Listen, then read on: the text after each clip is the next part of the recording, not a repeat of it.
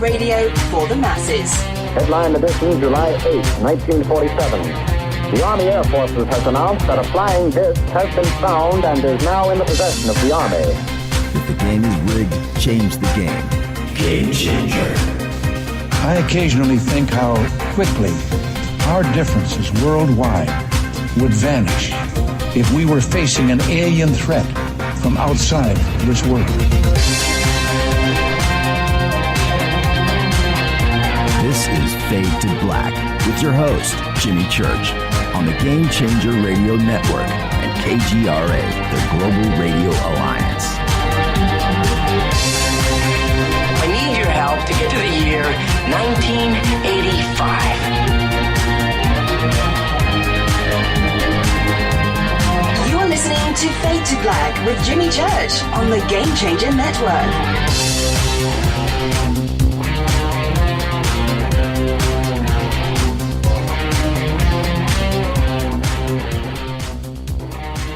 Good evening. Fade to Black. Bespoke radio for the masses.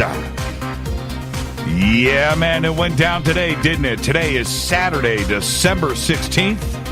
350 days into the new year, just 15 days left. We are coming to you live tonight from a bunker somewhere in downtown Burbank, California. And I would like to welcome everybody listening all around the world, all across the United States. Hither and thither, to and fro, back and forth, up and down, east and west, north and south, far and near. This is Fade to Black for KJCR, the Game Changer Network, and KGRA, the planet. I'm your host, Jimmy Church. Tonight, this is a very special event. Want to thank KGRA for breaking into their regularly scheduled programming to bring you this live special event on Disclosure. It went down today. We're going to be talking about all of that. I'm going to open up the phone lines. I want to hear from all of you. 323-825-5045 or 323-275-9695. You can follow me on Twitter at JChurchRadio. At JChurchRadio. I've got everything is up and running. We put this together in the last 30 minutes. Got the phone call from New York. Rita says, go with this. This is too big of a deal. You've got to go live with this tonight. So we did that. Also, the KGRA studios in New York pulled this off too as well. So we should be live on KGRA. The chat rooms are open over at KGRA and Spreaker. Of course, Twitter is live in front of me, and I can see that everybody is here. It was a crazy day today. Okay, now if you want to participate in the sandbox, you can do that too. Hashtag F2B on Twitter. I am going to also do this. I'm going to try to do this as commercial-free as possible. The thing is, doing a live special event like this, it's very important. But also, you know, going 1 or 2 or 3 hours straight without commercials, even I need a break. Okay, so we'll play this out. I don't know how long we're going to go live tonight. I will say this. We will break on, when we end the show, we'll end it hard on the hour. I know that KGRA is listening to me, and also TalkStream Live, and all of our other syndicators out there are listening to me too. So we should be live everywhere. Now, the other point that I want to make is to the networks, when we end the show, we will end at the top of the hour. Okay, we'll wind things down and allow programming to continue. Okay. So, I'm your host, Jimmy Church. The day broke early today with the New York Times breaking out with a pretty incredible story. Now, what the New York Times had to say, I'll get to all of that in just a second. And like I said, I will also be taking your phone calls. Immediately after the New York Times did their story, which was on everything, and there were some things in there. Yes, it was about disclosure. It was about UFOs, but their news that broke was that the Pentagon has had a black budget UFO program that was funded by Senator Harry Reid. That was a big deal. It has not been spoken about or revealed at all. Now, of course, we've always suspected something like this, but to have that go down in a very public way was insane. But it did, and it happened. Also, in the New York Times article, they posted the video of the tic-tac UFO, the gun camera footage of the FA-18s that were with the USS Nimitz aircraft carrier off the coast of California down in San Diego that were on some routine training missions when this unidentified object started to ascend and descend from high in the atmosphere and go down to the seabed, the surface of the ocean, and sit there and cause a disturbance on the ocean. And they tracked it and they filmed it. Those videos were released. They were leaked onto the net back in October. When they were leaked onto the net, there was no audio. Today, we got the audio with the transcriptions of the pilots talking now and the flight controllers. Pretty insane video. So all of that happened today. What does this mean? Is this disclosure? Well, okay. Disclosure is a strange word, but for this to go down today and to get picked up by all of the mainstream media outlets, and I do mean all of them, it went, and it went big, and there you go. Now, I released this statement earlier today. I will read it in its entirety. Disclosure. What does it truly mean? Today was a big day for sure. The New York Times, the USA Today, the BBC, Fox, the Business Insider, Politico, most of the mainstream media went with the story. Harry Reid, the Pentagon, the CIA, black UFO budgets, the Navy tic-tac video. Okay, so now it's out there in a big way. Tom DeLonge and To the Stars are starting to deliver. Will it continue? I know that there will be those in our UFO community that will say Tom is being used, that this is all a part of a bigger conspiracy. I can already hear it all playing out. But let me just say, this is the first time that this kind of exposure has happened. Nobody has pulled off anything like this before. Nobody. There is much jealousy in the UFO community. So, when you read or hear the negative stuff that will be said over the coming days and weeks, remember these words. Seriously. We've all wanted something like this to happen, and now it has. Enjoy the moment. I think that it's about to get crazier, and everybody in our community should stand together and glow. When you read or hear anybody being negative about today's events, just squint your eyes. Just squint them. And ask yourself, why would you say this? Why are you jealous? Are you upset that someone else got this done? Are you bummed out that it wasn't you? Do you really need to attack someone for this because your own ego got hurt? And the answer to all of these questions are yes, yes, yes, yes, and yes. There are researchers and authors in our community that are happy right now, right? They get it. All of it. This is what they've wanted. No matter who or how it was done, it's been done. End of story. Seriously. And that's my statement. And I stand by it. I know that leading up to today, there has been a lot of critics of Tom DeLonge. I've listened to some of it. Some of it's been emailed to me and so forth. I've followed it a little bit, but I expected that. The UFO community is full of jealousy.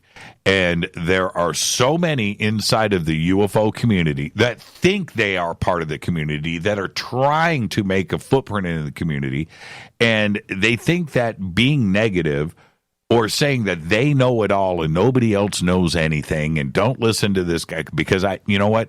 That part of the community is jealous. And I don't get it and I don't understand it. They don't want anybody else to do these things. Now, this today broke in the mainstream media across the board around the world. This has not been done like this ever before. Now, Tom DeLonge and To the Stars Media and Academy have pulled this off. Many have said that he couldn't or wouldn't, or that he was being used, or that this was disinfo, or that this is another part of the conspiracy, and Tom is too naive to know what's going on, and I heard all of, and then the other criticisms out there about this, that they know who is, they know Tom, nobody knows anything. Okay, it's that simple. Tom knows what's going on inside of To the Stars. He's assembled his team. He has put the team together, and he has said that today was going to happen. To just be patient. Well, it did. Now, whether it's his influence because he's got a lot of money, he's a rock star, and he was able to pull the media together and have a PR and all this professionalism behind. Well, you know what? He did do just that, and that's what's most important here. You have to understand. Also, in the background, if you hear something coming over to the bunker today, this was impromptu. I just loaded everybody into the car and brought them here, and they're now running crazy outside. Anyway. That's what's most important. It doesn't matter how or who this was pulled off. Okay? Tom did it. And never in the mainstream media, not CNN, not Larry King, not like this. It has never happened. Now, where does this go from here? Does the mainstream media stay on board? Is there more stuff to follow? That footage on the F-18, even though it was revealed back in October, which didn't have the audio, but today the way that it was released and the way that it was handled was correct. And to dovetail that with the Harry Reid news and the Pentagon and excess of $20 million funded in a black budget program into this, is some of the biggest news ever in the history of everything. So that's what went down today. How this moves forward, I don't know. The thing that I ask from everybody in this community is to sit back, take a deep breath, enjoy the moment, and let's see how it plays out. Okay, there is enough people that are involved with Tom and To the Stars that the amount of information that could potentially come forward directly connected to the CIA and the Pentagon and black budget programs and other video footage and documents and everything else that we thought that wouldn't happen, well, it has. Okay, this is a very, very, very big day. The fact that the UFO community has been ignored by the mainstream media forever is important here. They chose to run with the story. Drudge ran with the story. They chose to run with it. This hasn't happened before.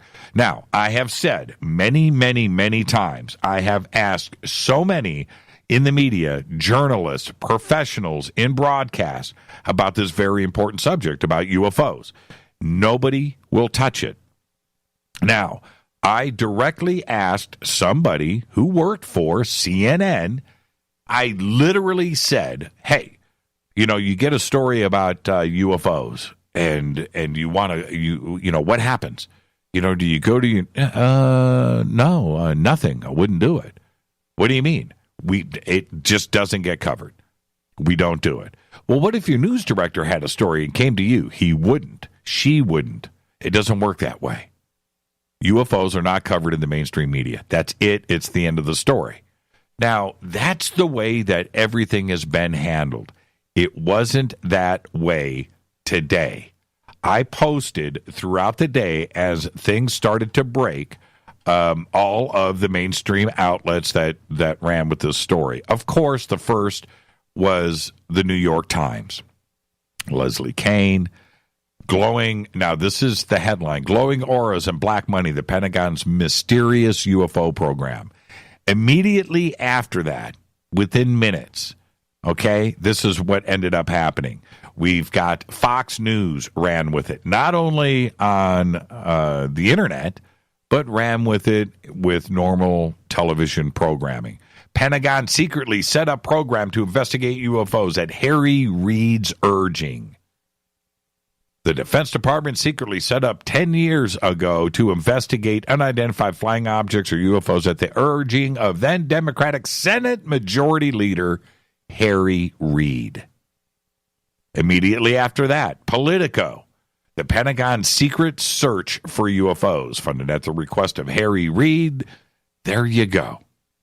Immediately after that, the New York Post, the Pentagon's UFO program revealed. For 5 years, from 2007 to 2012, the Pentagon ran a $22 million program that investigated reports on UFOs. The Advanced Aviation Threat Identification Program was the brainchild of Senator Harry Reid.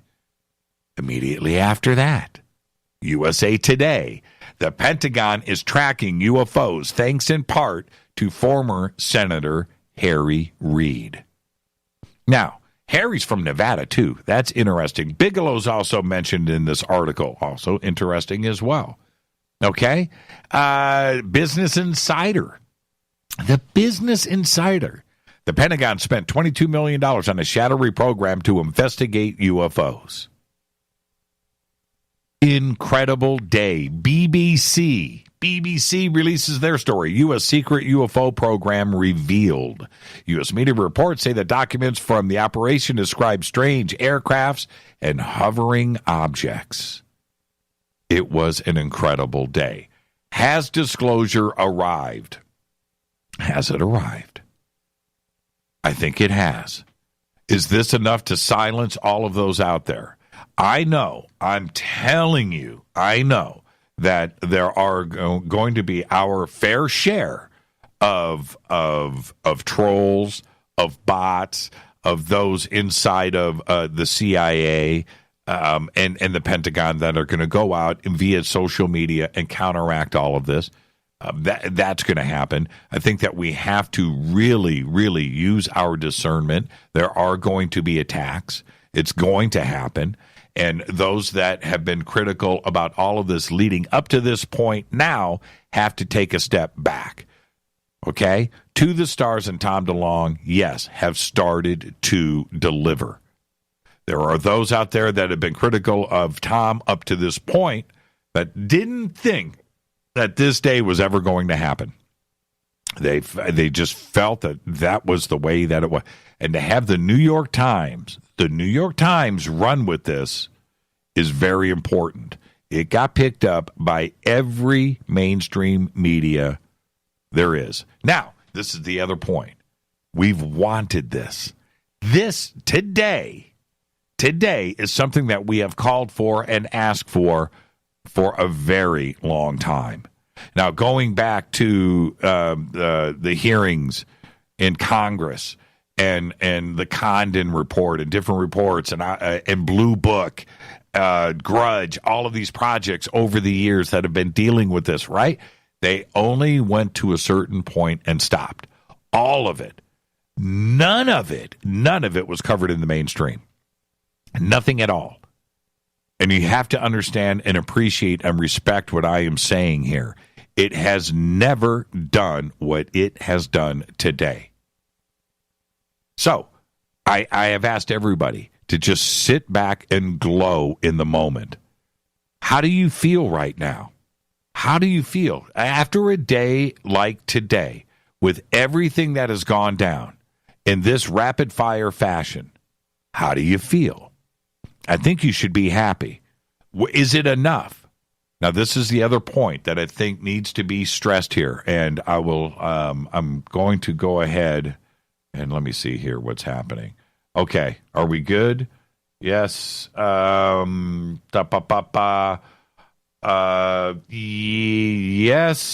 I'm sorry, I'm getting text from the network. Okay. Hold on. I'm sorry. Things are going down very fast. Okay. This outreach by the mainstream media, listen to me, and this is where it's most important. The reach of the New York Times, of USA Today, of the BBC, Drudge Report, Politico, the Business Insider, Fox. We are talking about tens of millions of people that not only don't research or read about or pursue the UFO subject, certainly know nothing about black budgets. This is a subject that goes on inside of our community. We discuss it all the time. We are up on top of it.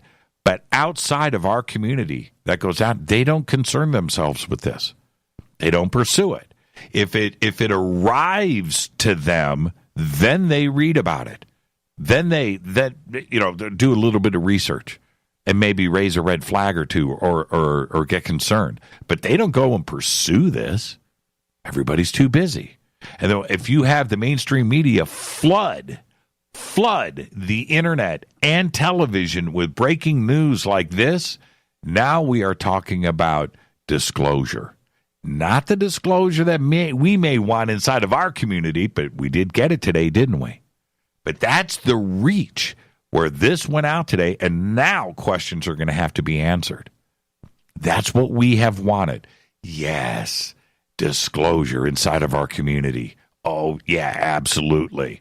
Having the president step up to the podium and speak directly into the cameras, right? The question of alien contact has been answered. No. No. That's inside of our community. That outside of our community, this is a big deal. This is a very, very, very big day. And it's a day that I can assure you, and I've said this before, you will look back and remember this day. I promise you that. It's a big deal. Now, from here on out, if you hear the negativity, I will stand up to it. If you hear the negativity, anybody out there that is talking negative about this day is somebody that wants to run interference and wants to make a name for themselves and wants to keep their ego in play. Those out there, the researchers, the authors, the show host, everybody out there that is happy today, that's who you need to pay attention to. That's somebody that deserves your respect because it's what they have wanted. It's a team effort. We've got to pull this off. How others are dealing with this right now, I would love to hear from Stephen Bassett. I would love to hear from Stephen Greer right now. Hey, you know what? I might be able to get them on the show here. That's why I need to take some breaks. But that's really the truth. If they are happy about this, if they are ecstatic, then they're on board because they have pushed for this day. Anybody else out there, and this is where your discernment comes into play. Anybody else out there that chooses to talk smack or say that they know the truth, that they have an insider, or they know this or they know that, that's where you need to back up. You either are on board with this fully or not. Somebody shot me an email a little bit ago and said, Jimmy, how do we know that this footage is real? Right? And I'm just like, wait a minute here. Jimmy, have you had the chance to look into it's gun camera footage of an object? And let me tell you, the first video where you can hear the pilots talking, and the FA-18 is turning left, and you can see the clouds, and you can see the speed of this object and how it's moving. Apparently into the wind. They were saying the wind is at 120 knots. I guess it's that high, the altitude. But nonetheless, this object, which is holding steady, turns. It rotates. Now, the rotation is controlled. Have you seen this in the video? It's controlled, and it stops on a dime. Just stops. It doesn't look like, to me, to my eyes, that it is flying, with air, like we fly conventionally in an analog sense with engines and propellers and thrust, moving air over an airfoil, where you're going to see it, just kind of move. No, that just turned. It rotated and stopped. Like there was some other kind of crazy control going on. When I saw it, I didn't even know what my eyes were looking at. It looked like it was a video game. Like it was being controlled like you would see something be controlled on a screen, electronically, and it was suspended. I don't even know how to explain it. Because if it was something that was blasting through the air and was being held up by air and airfoils, you would see a slow adjustment. You would see it affected. You would see it move around a little. No, it just and stopped. That was bizarre. Now imagine you as an F-18 fighter pilot that is used to identifying objects out there and knowing and reading your radar and your telemetry and your data that's coming in, and you're seeing all of this where you normally are identifying other craft out there, friend or foe, and you're identifying and you see the movements and you can see what's going on. You know what you're looking at. And to see something like that, you don't know what you're looking at, and they didn't, and you can hear the confusion in their voice. And to see that rotation and then to have it stop in such an unnatural way, that was not of this earth. No. And if it was Chinese or Russian, some crazy technology, we are way behind the ball. Because our pilots definitely didn't know what we were looking at. All right, I'm going to open up the phone lines. 323-825-5045. 323-825-5045 or 323-275-9695. 323-275-9695. What did you think about the video? Have you read all of the articles out there? Have you been impressed by the way the mainstream media chose to cover disclosure today? Do you think disclosure has arrived, by the way? That's the other thing. Was this disclosure? I think it's disclosure for everybody else, right? Outside of our UFO community, I think they're in shock. I don't even think they know how to deal with this. All right? I'm going to... let's just go to the phones. Hi, you're live on Fade to Black. Who's calling? Hi, my name's Ricky. Hey, Ricky, how are you? I'm doing really good. How are you, Jimmy? I'm doing good. Where are you calling from? I'm from Fargo, North Dakota. Fargo, North Dakota. Right on, man. Is it cold? Oh, it's really cold today, Jimmy. 20 degrees. That's what it was 80 degrees here in Los Angeles today. I don't want to bum you out. In a weird way, I wish I was there with you. Okay, so how's that? All right, roll up. That sounds good. Can you roll up your window or whatever that noise is? Oh, yeah, sorry about that. That's okay. Is that better? Not yet, but we'll get there. Okay, so what's on your mind tonight, Ricky? Well, my dad is a former F-16 pilot that used to fly for the Air National Guard, and I was showing him the footage that got released today, and he said it was totally legit. It was definitely looked like good HUD tapes, and he could not identify what this object was. He said he'd never seen anything like that before, and it was just pretty crazy stuff. He was impressed? He was very, very impressed. Has he ever seen a UFO? he has never seen a UFO. But my uncle was also an F-16 pilot, and he flew the F-4 as well. And in I think it was 99, when he was flying his F-4, he actually chased unidentified aerial phenomena and had his HUD tapes confiscated the next day. Wow. That's, he should call into the show sometime. Hey, Ricky, so how do you feel? Today was a pretty big day, wasn't it? Oh, it was an amazing day. I feel great. You do, and you should. I'm glad you do. Do you think that the mainstream media handled this right? I myself am pretty impressed that they just covered it at all. But how do you feel about that?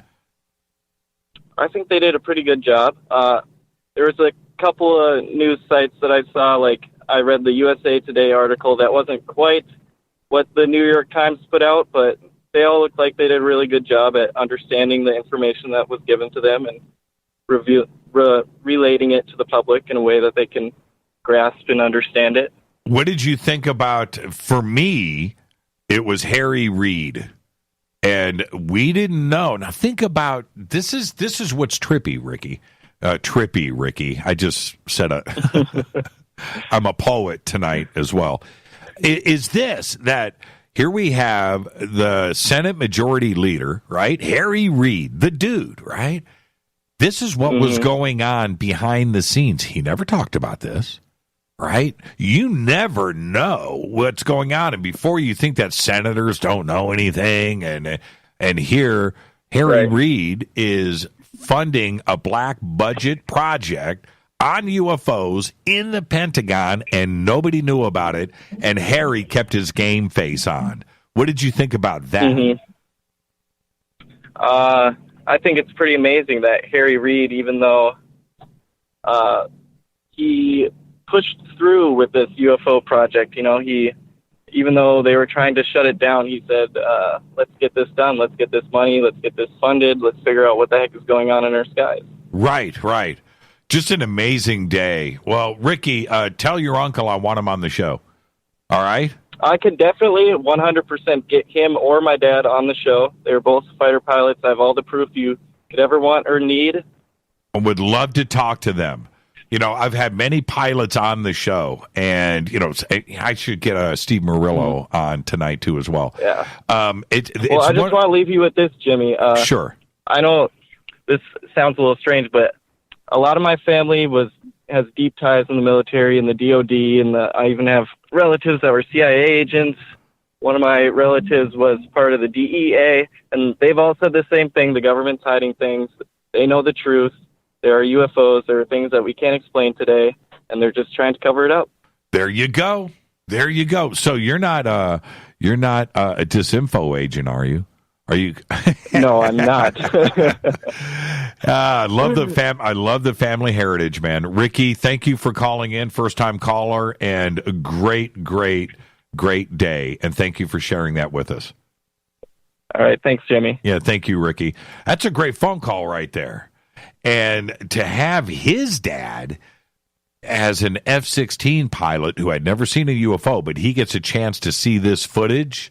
There you go. All right, let's go with, I'm going to go with one of the Fadernauts here. How you feeling today? Damian from Hamilton. I know it's you, man. I just said, how are you feeling today?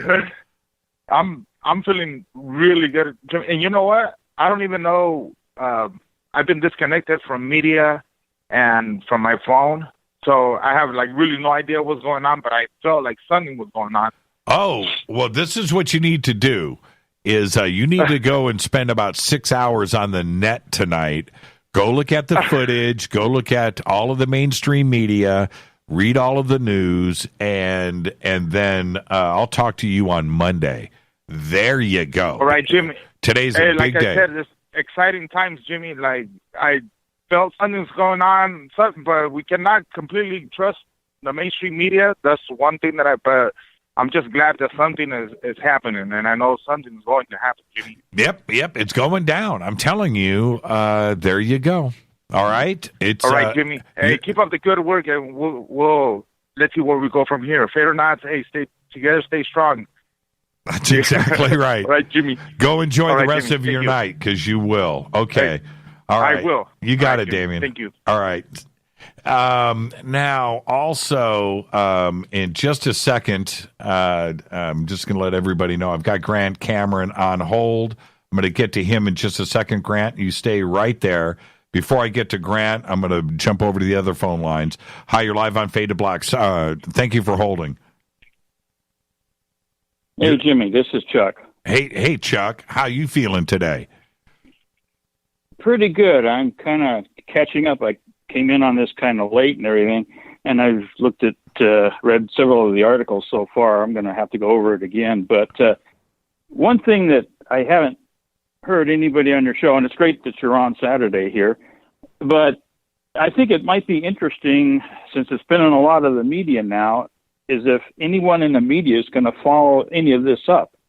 Well, that's the point. And in my little op-ed piece that I wrote today, today is one thing. Okay, now let's see how the mainstream media deals with this in the future. That's all that can be said right now. Nobody here has a crystal ball, so we'll see how this plays out. Today, big day, fun day, absolutely. Do we hold our heads high? Absolutely. You know, that was a good day. It's never, ever, ever happened like this before anywhere in ufology. It just is, it's never happened.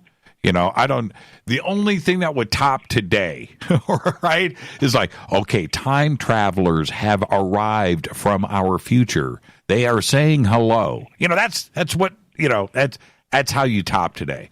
So we'll see how the mainstream media plays out with this, and how Tom DeLonge chooses to deal with this, and what more he has coming. But today he has delivered.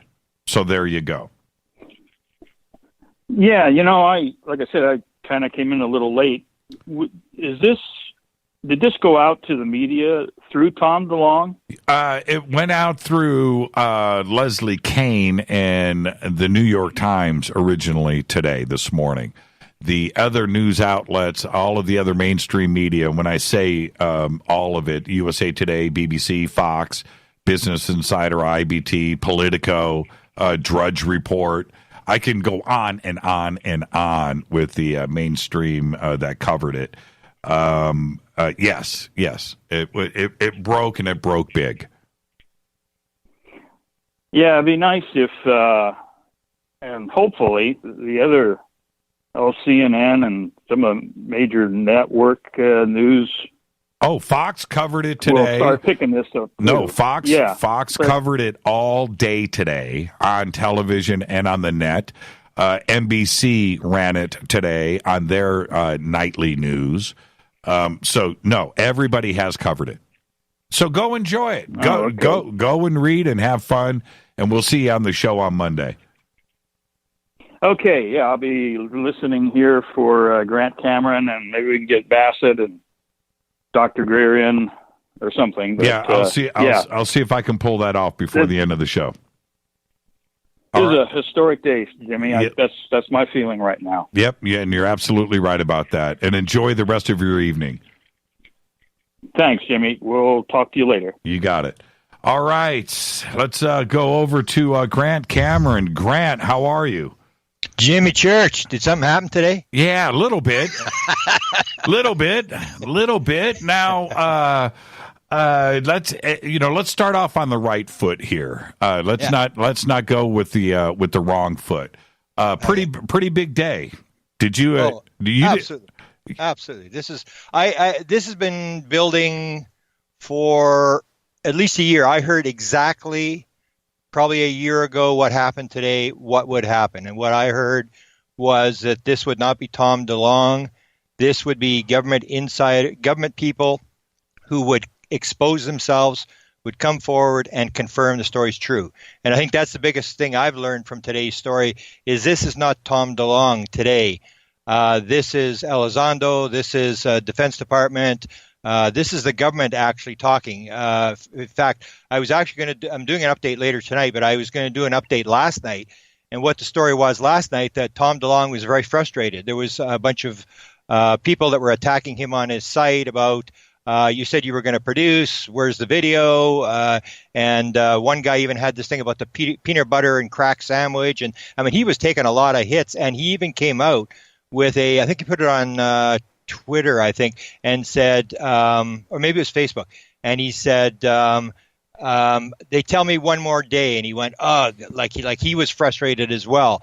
So he knew this was coming, but it was not the Tom DeLonge thing. And that's the most important thing, is that they've moved this away from Tom DeLonge. And that's what I heard, that it would be released not by Tom DeLonge, by his people. So people can't say, oh, Tom DeLonge's trying to make money. Tom DeLonge's a crazy guy. Today's story really had nothing to do with Tom DeLonge. Tom DeLonge is involved in it, but it was the government today that actually made this statement and basically confirmed that they've been lying for years.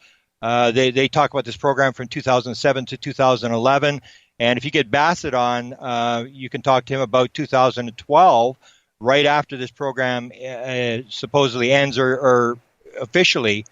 Bassett files a petition to the White House. When Barack Obama came in and had this petition site, they wanted 5,000 signatures, and as soon as the UFO petition got over 5,000, they changed the rules to 25,000.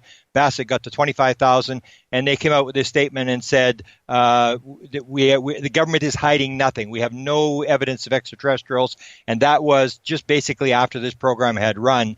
So basically, the government is now in a box where they have lied, and unfortunately, a lot of people just won't pick up on this.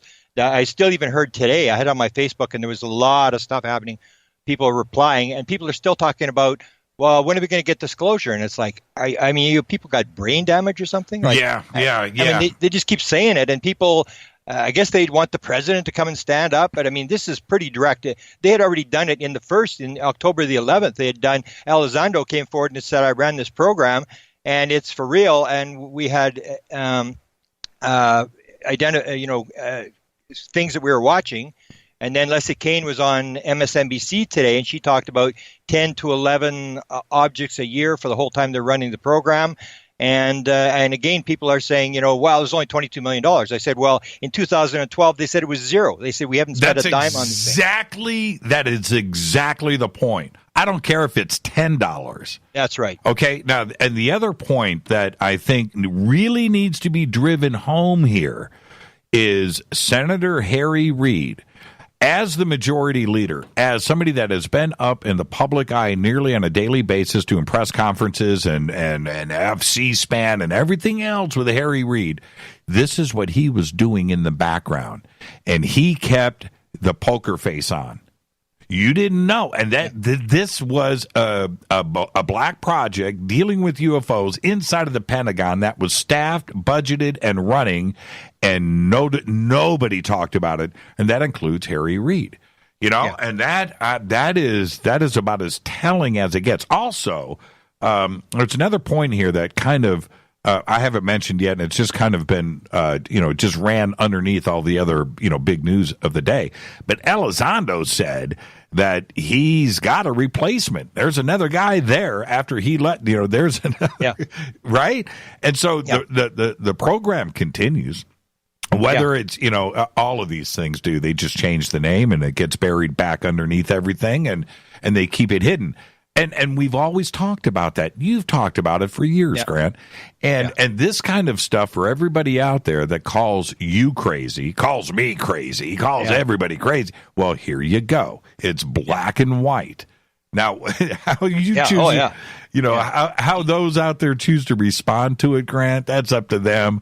But like I said, us, you, the community, all we need to do is just glow for a couple of days. Yeah, it's a pretty significant day. And as I said, I had heard this is exactly what they're going to do. So they're on plan. They've known what they're doing. And this Jim Semivan, who runs the show, is, from what I hear and I've heard for a long time, is a pretty sharp guy. He's a guy who can make things happen. And it was I had some sources inside, and one of them said today it was all a matter of timing. So, I mean, if you realize that Tom actually only had one deal that happened in 2016, and that was the October 11th news conference. Before that, it was all this delay. It was supposed to have happened in Christmas 2016, and it was delayed for a whole year. And then they had the news conference. Then he was taking the heat again. That you're not putting out here.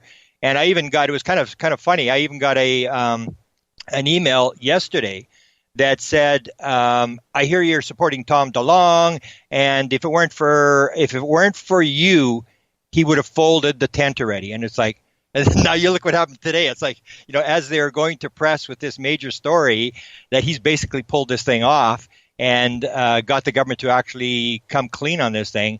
I mean, some people have got some bizarre ideas about what's going on. And in a way, a lot of people aren't going to change. They're going to find some sort of excuse as to why this really doesn't mean much. But you and I, who've been sitting for years, this is a very significant event. Yeah, and my point is with this, that I'm going to stand my ground. Anybody that wants to put a negative spin on this is somebody that is worried about their own ego. You can't, and that's it. That's all that anybody out there that is a legit researcher, that is concerned about the community, that is concerned about disclosure and bringing this step forward, those are happy.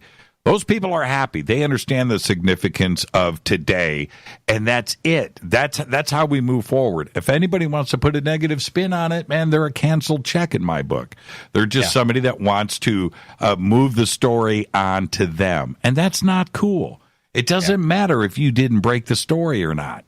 Yeah. You know what I mean? And I know you do, of all. So, hey, Grant, thank you so much. Beautiful. Thank you for everything that you do. Thanks for covering this, and I'm going to listen to the rest of the show. I just got in, so thanks for doing this. And it's like seventh game of the Stanley Cup, and I've seen the end of the play. I've seen the end of the book. We're going to win. Yep, you got that right, Grant. Thank you for all that you do, my man. Have a good night. Thank you. You too, Grant. Grant Cameron out of Canada. Grant is the absolute very best. And so let me shift some calls around here, and let's go here next. Hi, you're live on Fade to Black. Who's calling?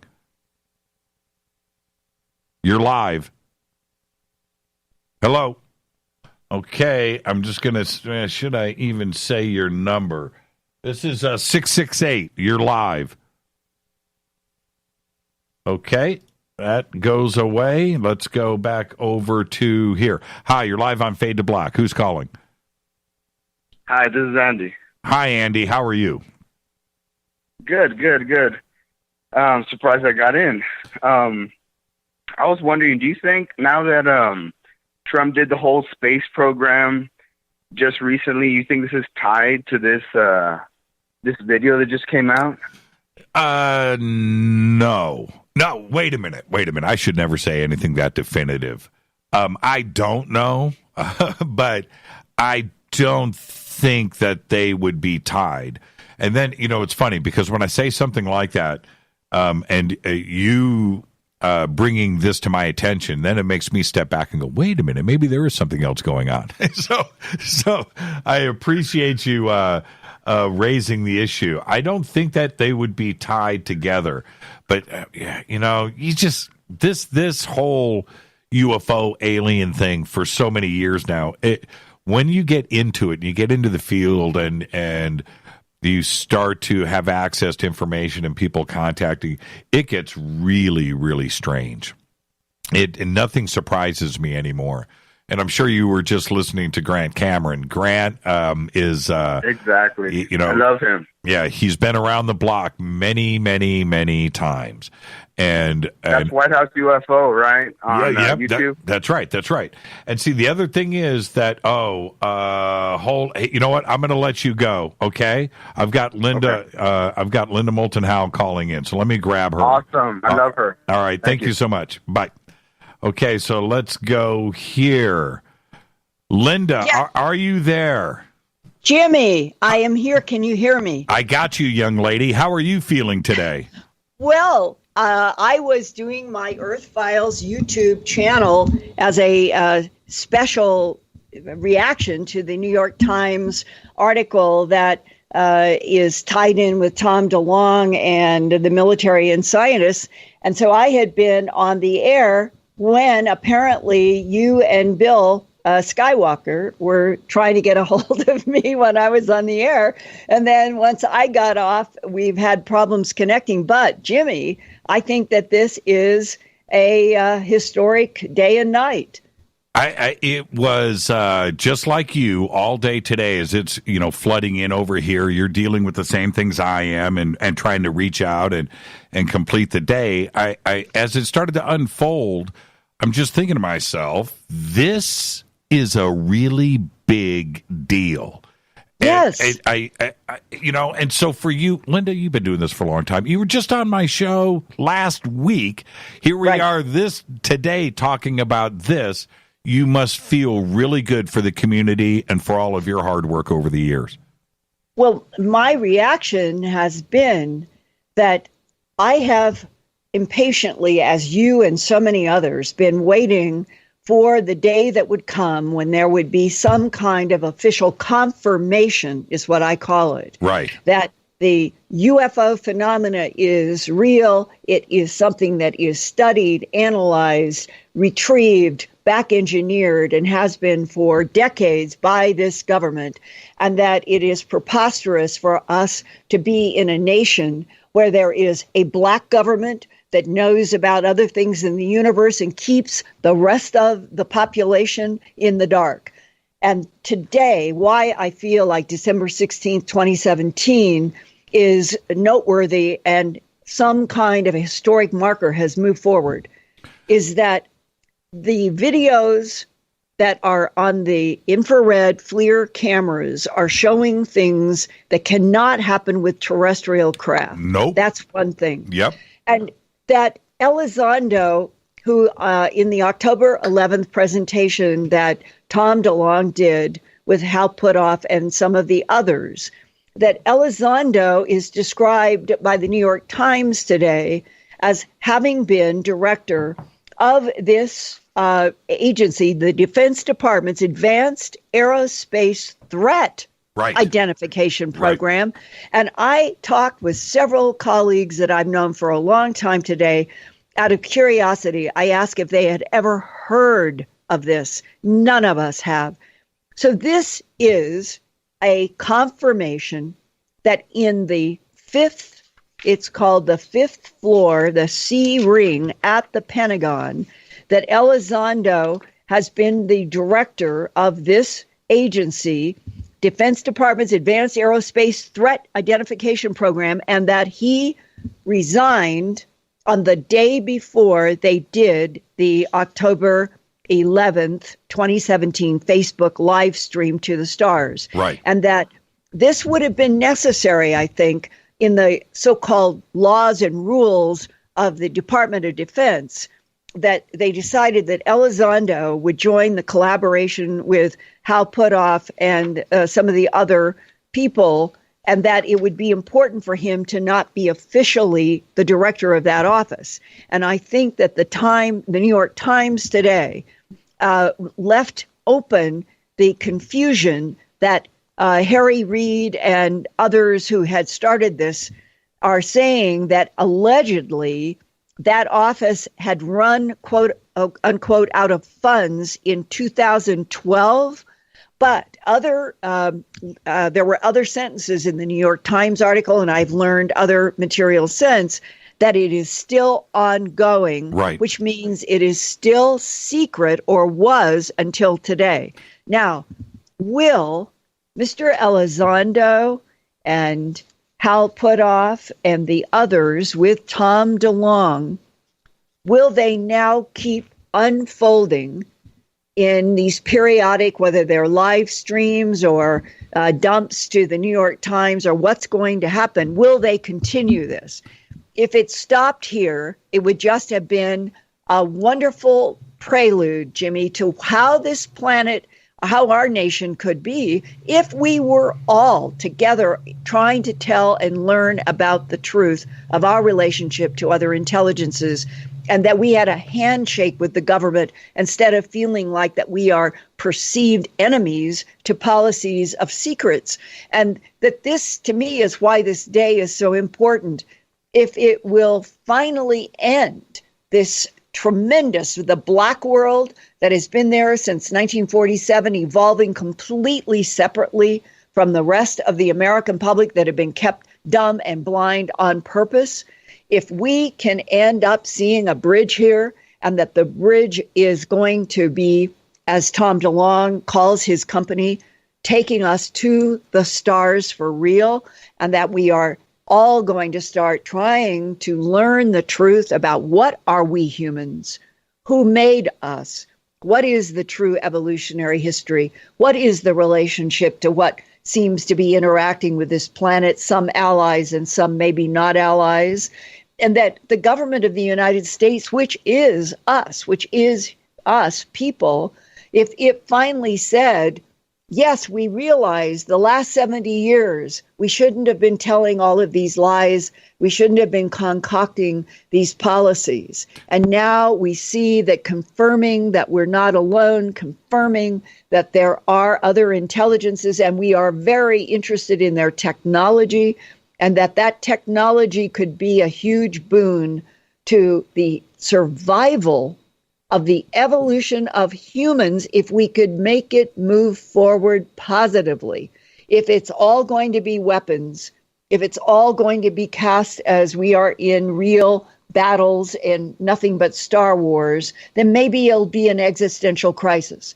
But if this government shakes hands with all of us metaphorically, and that this is the beginning, and we can start seeing constant downloads of real footage, real photos, alien photos, craft photos, symbol photos, everything, wouldn't, Jimmy, this be one of the most exhilarating moments in the entire history of this planet?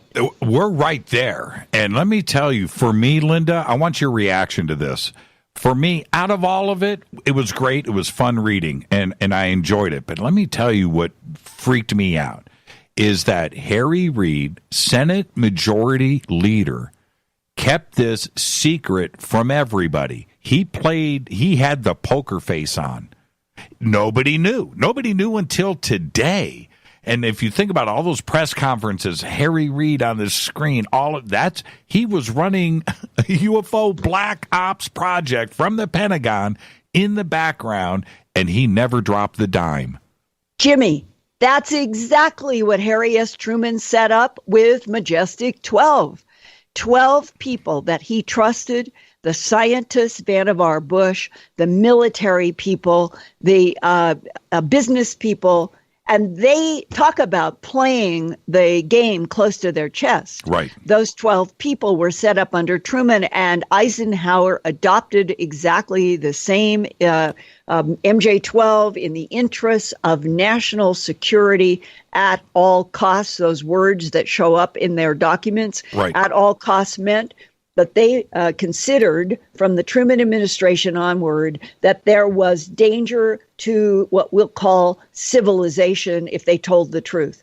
What we are experiencing today on December 16th, 2017 is the opposite, that we have grown and evolved enough, and there have been enough secret space programs that we are now at I think the possibility of a completely different chapter, which is not that everybody has to be constantly kept in the dark because the government is afraid that people will collapse and they want their technologies to keep being back engineered. That what Tom DeLonge himself has described, how great it would be if all of that policy of denial, MJ-12, hidden poker faces, Harry Reid putting this in motion and nobody knowing until today, that it changed to let's shake hands with the American public and the world, and let's now, in collaboration, if the Chinese, if the Indian, if Russia, if Brazil, if they are other craft and other bodies and other technologies, that we finally bring Homo sapiens sapien onto square one with the governments. Sure. And that might strengthen everybody, especially we have allies, I'm convinced.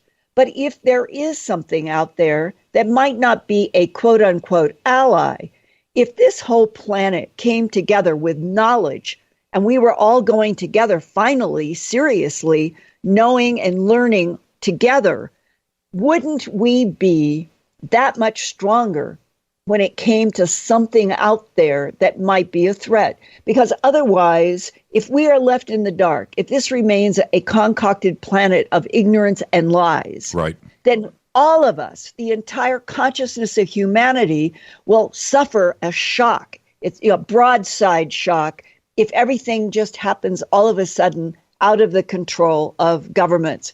But if we start now with this, I call it confirmation, then the evolution going forward could be in the light, not the dark, and that this planet, everybody on it, would get stronger, not weaker. And you know, a sidebar to this might be all of the kids in all of the nations who love Star Wars, if this turned on the dime today toward we have real science, real technology that could be thrilling, all of the kids would want to be engineers, physicists, microbiologists, all of the things that we're going to need so badly.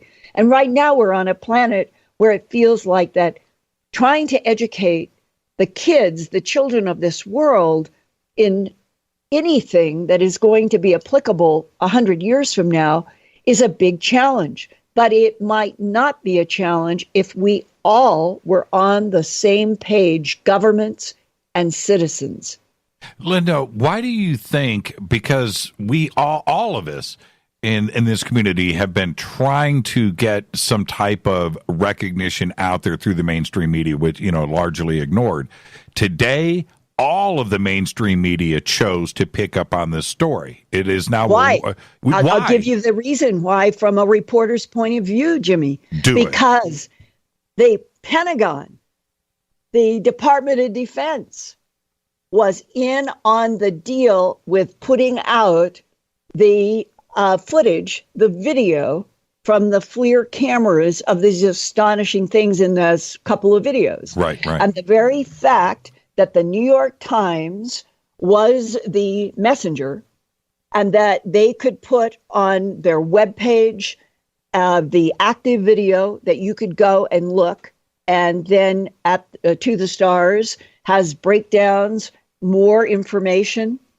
This was the first time, I believe this is a true sentence, this is the first time that the Department of Defense has acknowledged unidentified flying objects or unidentified aerial phenomena and backed up the acknowledgement with what is called Department of Defense sanctioned, authorized release of tape, in which you even hear the pilots talking about what they're seeing is astonishing. It's nothing that we could do.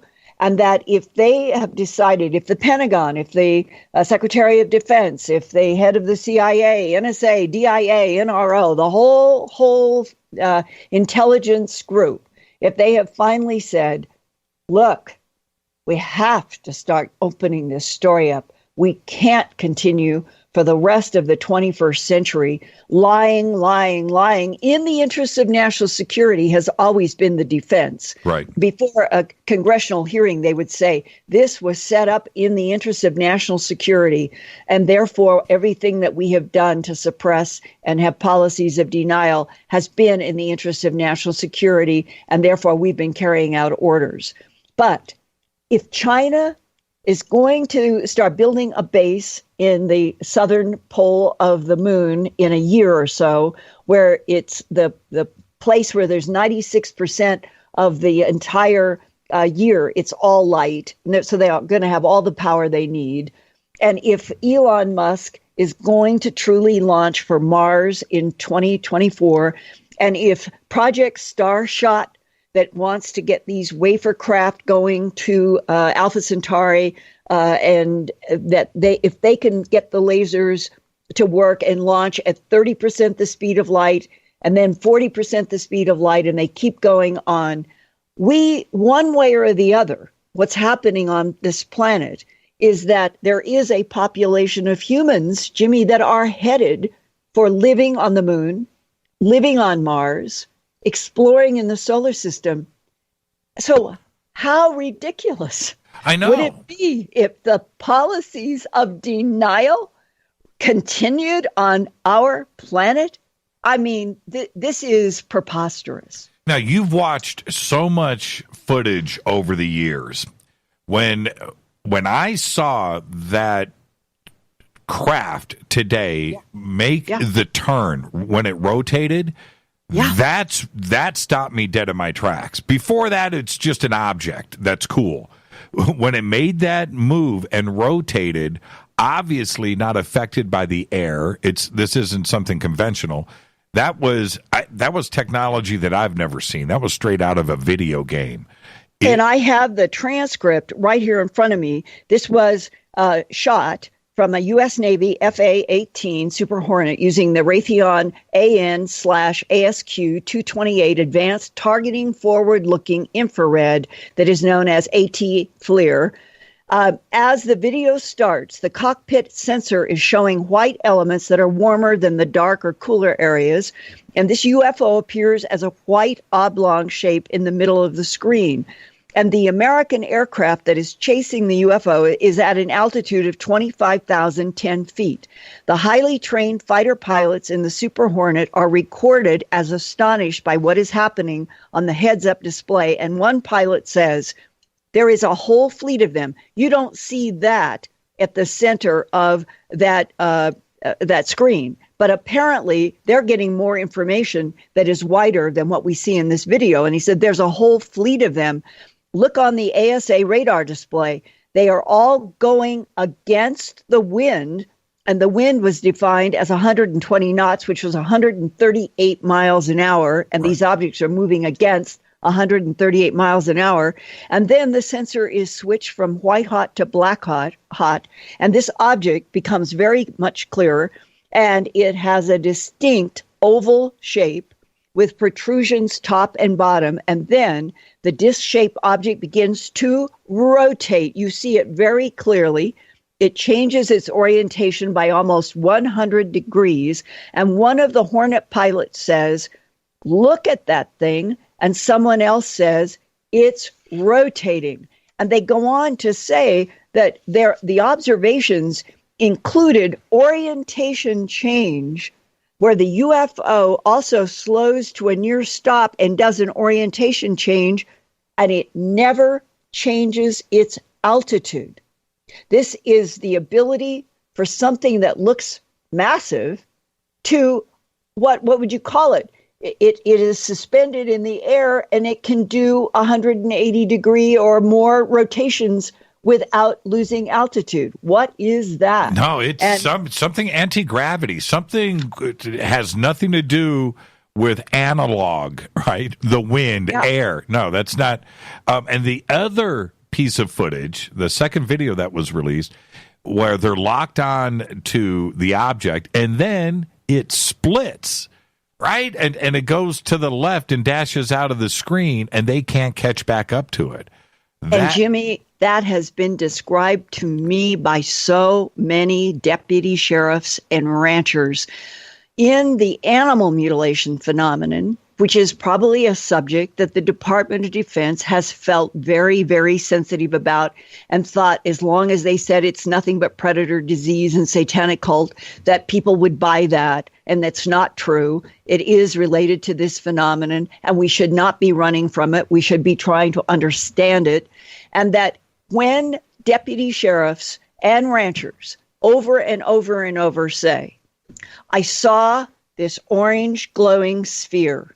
It was moving in the sky over my barn, over the pasture, wherever it is," stops in the air, splits into one orangish yellow circle becomes two.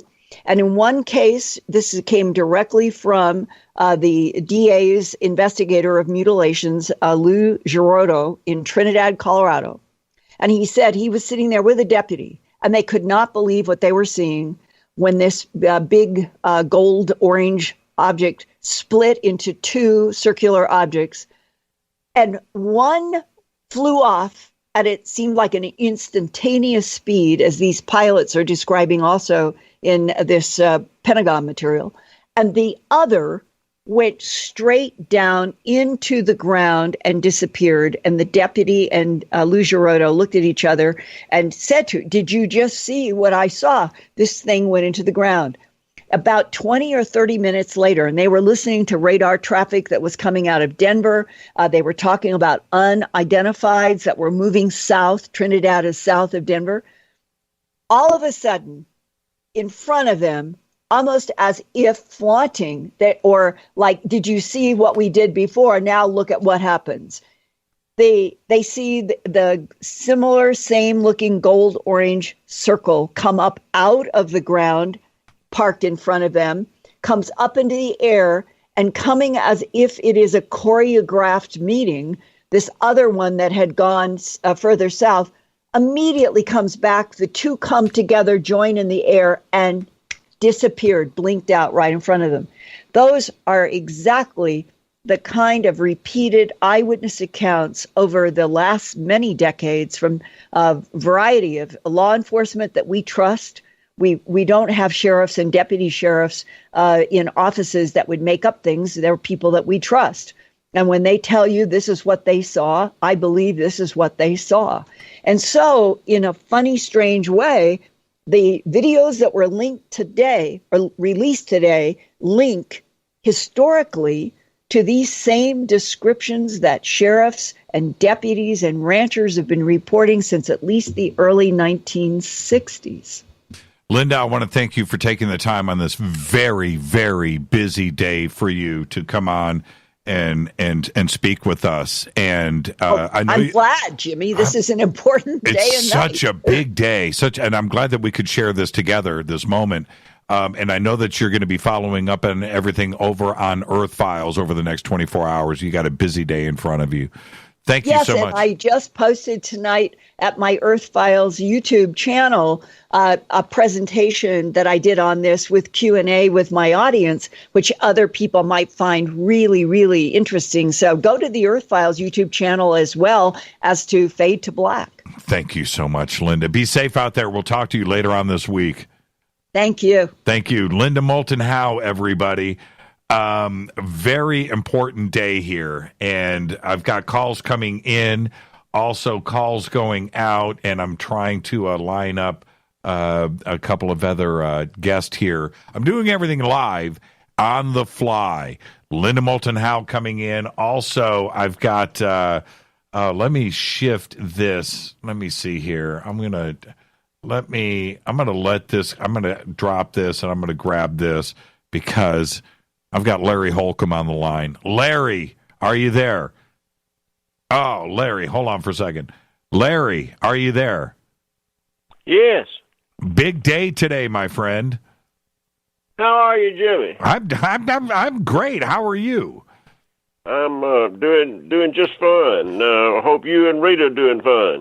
Rita is in New York on vacation when all the breaking news happened. So she called me from New York and said, enough of resting, church. Get on and do a live show tonight. This is too big of a deal. So, and it is. She's right. So, what did you think as the news started to break today? Well, my inclination is to sit back and watch and listen and see how it develops. I think that's a smart thing to do. But I was particularly impressed with the conversation, the information about Harry Reid, and I guess I won't hold you. I won't take a lot of time up, but I just wonder with Harry Reid's involvement, if that doesn't just scratch the surface, how deep does it go? How dark does it go below what Harry Reid really knows? I think that's a fascinating thought to me, anyway. I've been trying to drive this point home, not only when I intro the show, but everybody that I've had on the air tonight, which is this: Harry Reid had his poker face on, apparently for years. all of the other things that were going on in this country and around the world, that's great. Press conferences, votes, this, that. I get that. Senate Majority Leader. But this is what was going on in the background, black budgets, and he never let any of this out.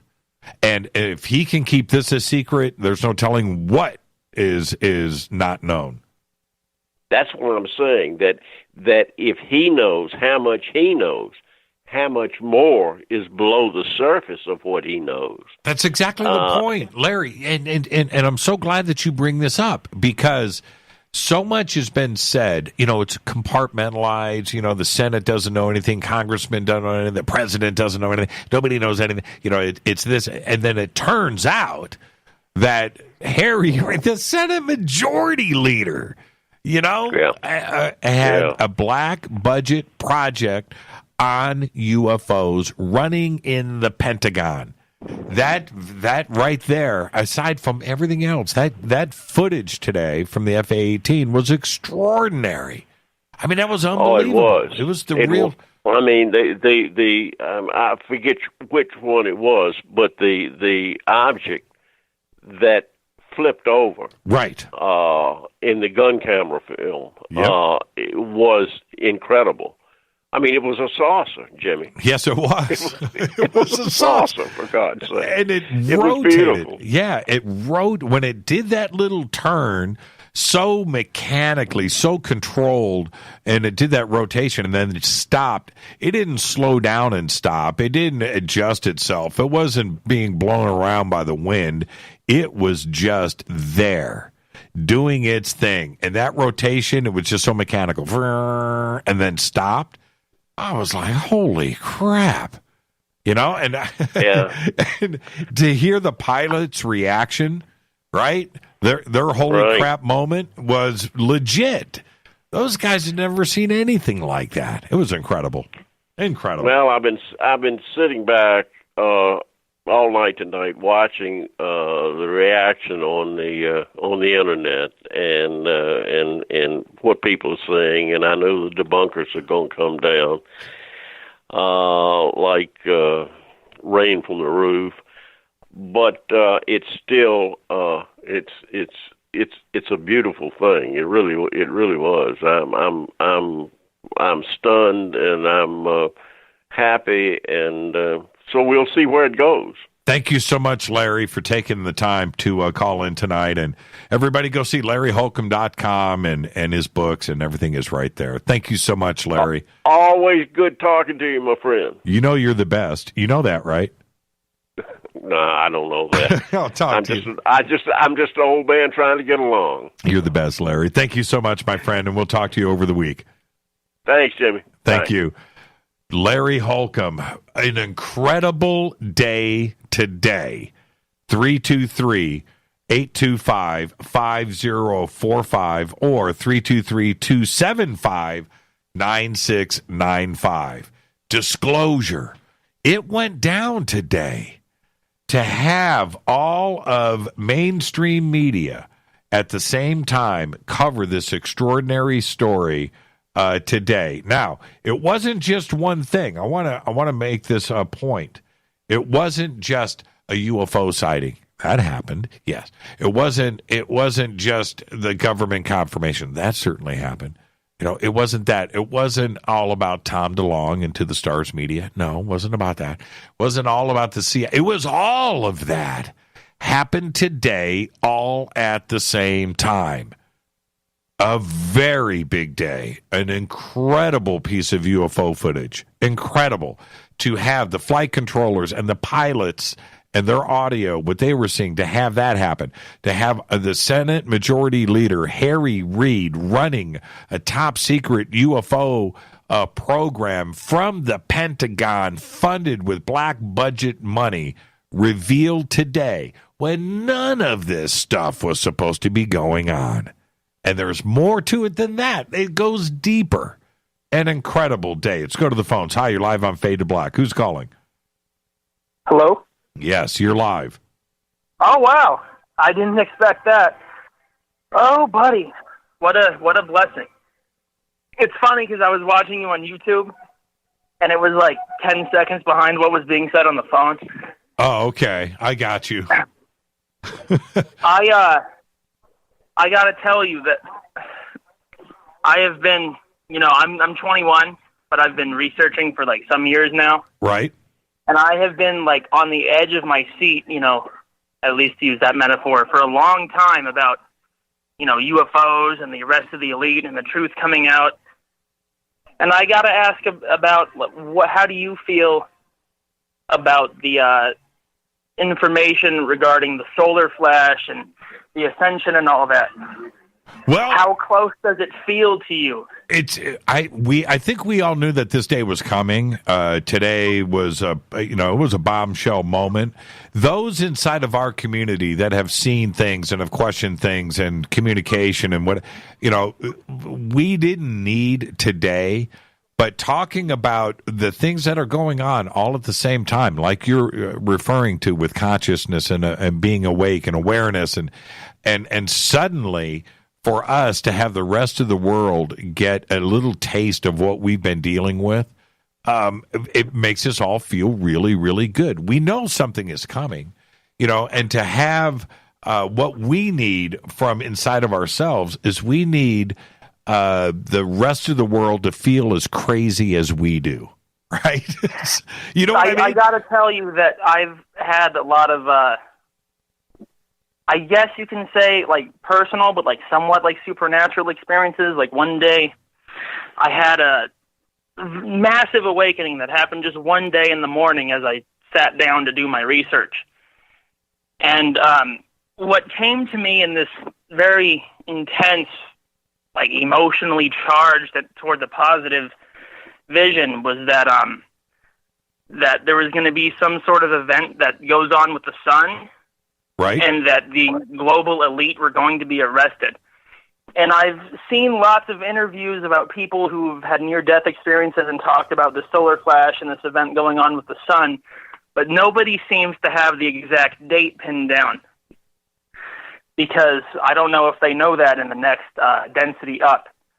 But one detail that they gave me to indicate like what time this may be happening is that they said this very, very specifically, that the solar flash event and that the arrest of the elite were going to happen within the same hour.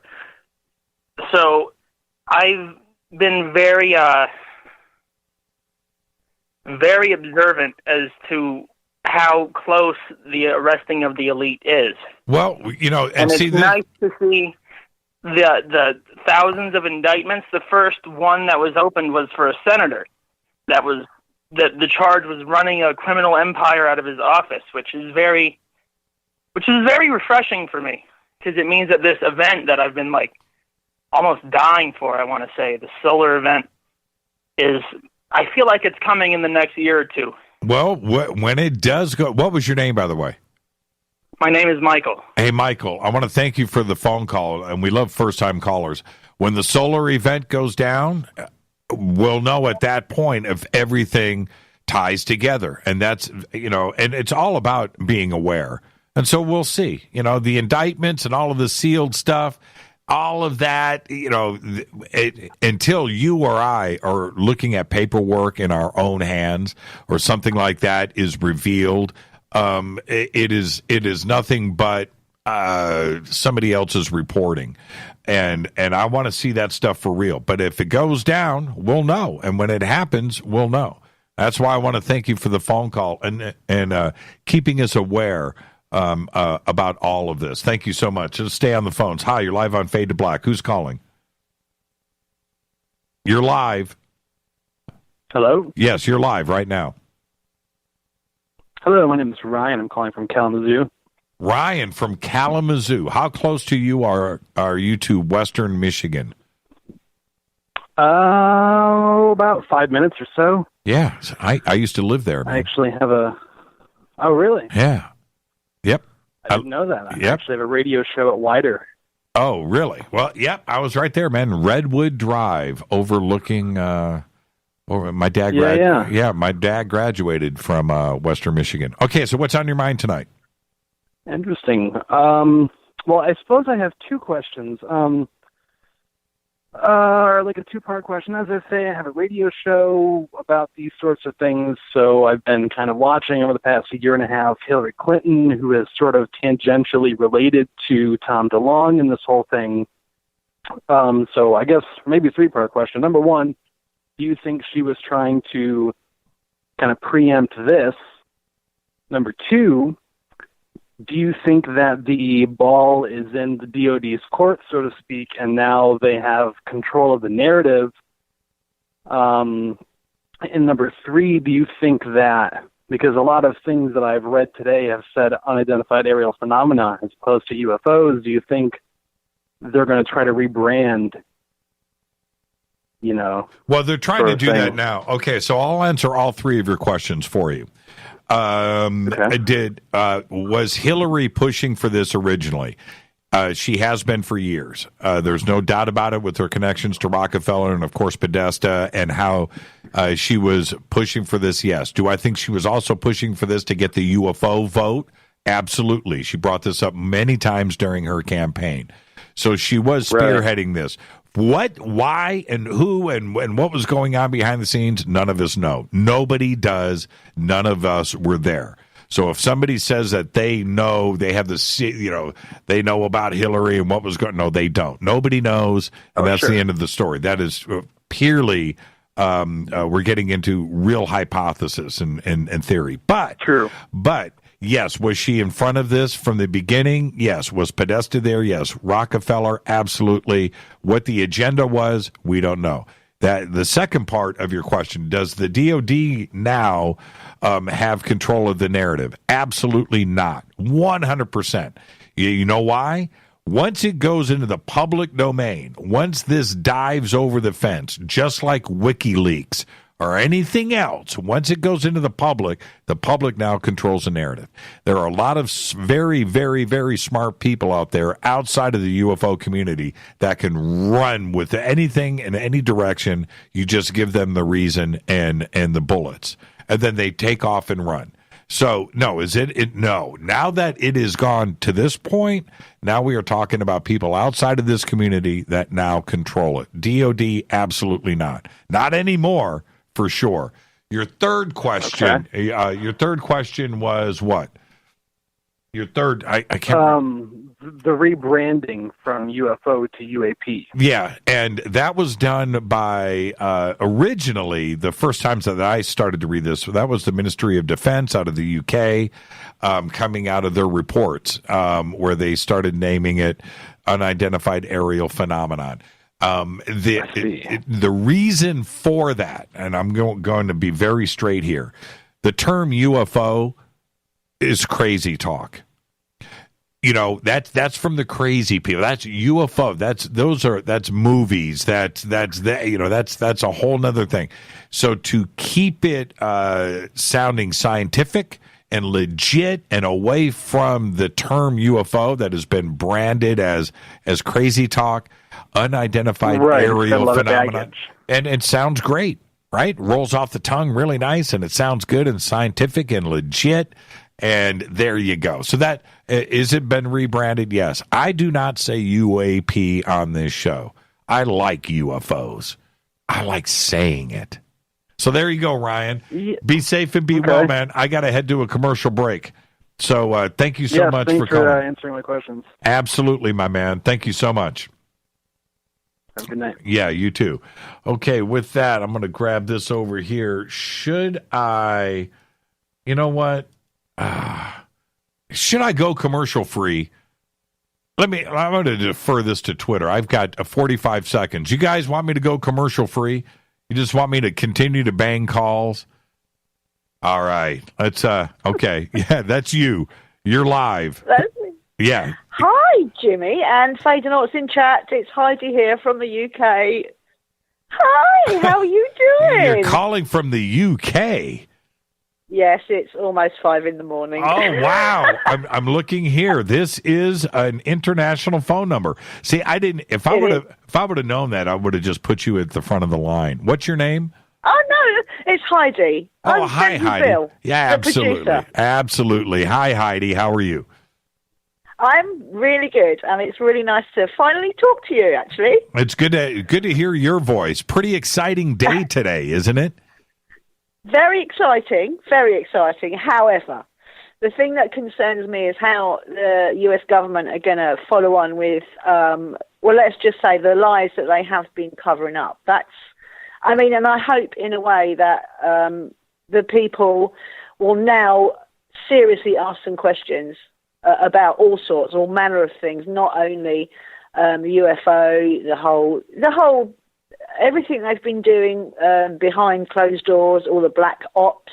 Right. And not even to mention the space program. Let's hope that they will start now being, well, they're never going to be honest, obviously, because of national security, that old chestnut. But I'm interested to see the follow-on, And do me a favor, Heidi, just for me. Say however one more time. However. Yeah. See, I just love it. But that's exactly the point, though, isn't it? And I brought this up. I think Linda touched upon this just a little bit too. It's one thing to have this exciting day, to have all of this news drop on our laps quickly, to have all of mainstream media pick up on it, but it needs to continue. There's so many other aspects of this to keep pushing the narrative, but I am so glad that some of the dominoes started to fall today. Yeah, and for me personally speaking, I don't know about yourself, and I've had to take a step back today and say, hang on a second, this might not be huge news to the likes of us, as in the awake people, though. We already know they're here. We already know they've been coming here for millennia, etc., etc. Right. What you've got to take a step back and realise is, I've got a very good friend who's been invited into the Masons, etc. Those type of people that have just total disregard for the subject, we are the greatest in the universe, there is nothing else, etc. You've got to take a step back and realise that this sort of news that's been put out on mainstream media is going to be a real wake-up call for them. And I just hope that, because you're always going to get doubters, obviously there's still already people saying, that's fake, it's lens flare, blah, blah, boring. If you're doing it right, you ain't got haters, or you have got haters, isn't it? But it's obviously huge for that. Let's just hope that the silly drip feeding, that this has led up to this, as in the Mickey-taking type media, oh, look, there's a little green man with a Santa hat on type attitude. Let's hope that hasn't dulled it down too much. And that people now suddenly do realise this is real. We've got to really start asking questions and listening. Now, I'm going to, I want you to enjoy what I'm about to say. I want to hear you laugh, too. But we have two of the funnest newspapers in the world to read. The Mirror, right? The Daily Mirror and the Sun, right? Now they not so much. Right. See, because they're reporting on this stuff all the time, and I love it. Mm-hmm. But now they actually have something legit to back up some of the stuff that they've been covering over the years. Watch them backpedal now. Right. Is it a little bit of the boy who cried wolf? You know what I mean? Exactly. Yeah. It's going to be entertaining, if nothing else. Yeah. Over here we have the Inquirer, right? So now if the Inquirer runs with this story over the next couple of days, nobody's going to even be fazed by it. You know what I mean? It's the boy that cried wolf. So there you go. Heidi, thank you so much for taking the time to call in, and it's been way too long. It's a pleasure to finally talk to you, and I might well be seeing you over the next year-ish. I hope so, Heidi. Thank you so much. All right, sweetie. It's great to hear from you. Right back at you. Oh, that was a great phone call right there. Okay, let's. I'm going to go to the other phone lines. Hi, you're live on Fade to Black. Who's calling? No, Michael. Yeah, Michael. How are you? I'm very good. You just spoke to Heidi. She's the hoot. Yeah, she's the been best. Following the social media, as have you. Yes. And you brought up some very good points. when you talked about the British media that always covers the UFOs, and I'm a neighbor of yours to the north, Canada. Yes. And I've been following this news ever since I heard about it, which is, I got it off Coast to Coast. Don't want to plug it, but you're part of it. And I followed the news, and I could not find this on the Canadian media. I found it on the British media, as you stated. And I want to say, and you're right when you say that who's going to follow it up next? Because tomorrow's going to tell a big story about who's going to follow this up. Because we've seen the media in the USA, Fox, CNN, two different spectrums. The British media, as you said, who usually cover this topic, but nobody else, or not nobody else, but hardly anybody else. So I think tomorrow is going to tell a big, big story. Who's going to pick this up? And I think because if disclosure is going to happen, the boys in charge are going to they're going to be first to say, hey, we're in charge. We did it first. We didn't lie. We told you the truth first. So I think who's going to be next is going to tell a lot. Yeah, so I agree with you. Tomorrow is going to be a big day. I totally agree with you, Michael. And those are the points that not only do I need to hear them from you, I've been saying the exact same thing. The audience really needs to absorb the big picture here. Today's great. I mean, we all feel good. We've wanted this for a long time, but now we need to push the narrative. It's about tomorrow and the next day and the next day. The news. And I want to thank you for the phone call, man. I've got so many calls coming in that I want to try can I throw in a comment? Yeah. A quote from somebody I follow. Yes. Okay. This is like the maple syrup disclosure. It's drip, drip, drip, and that's from Lorraine. and I think that's a good way to put it. Yep, and you're in Canada. You're in Canada right now, so maple syrup, man, that makes perfect sense. Yeah, that's why I had to say it. Thank you, okay, Michael. Thanks, man. Have a great night. You too.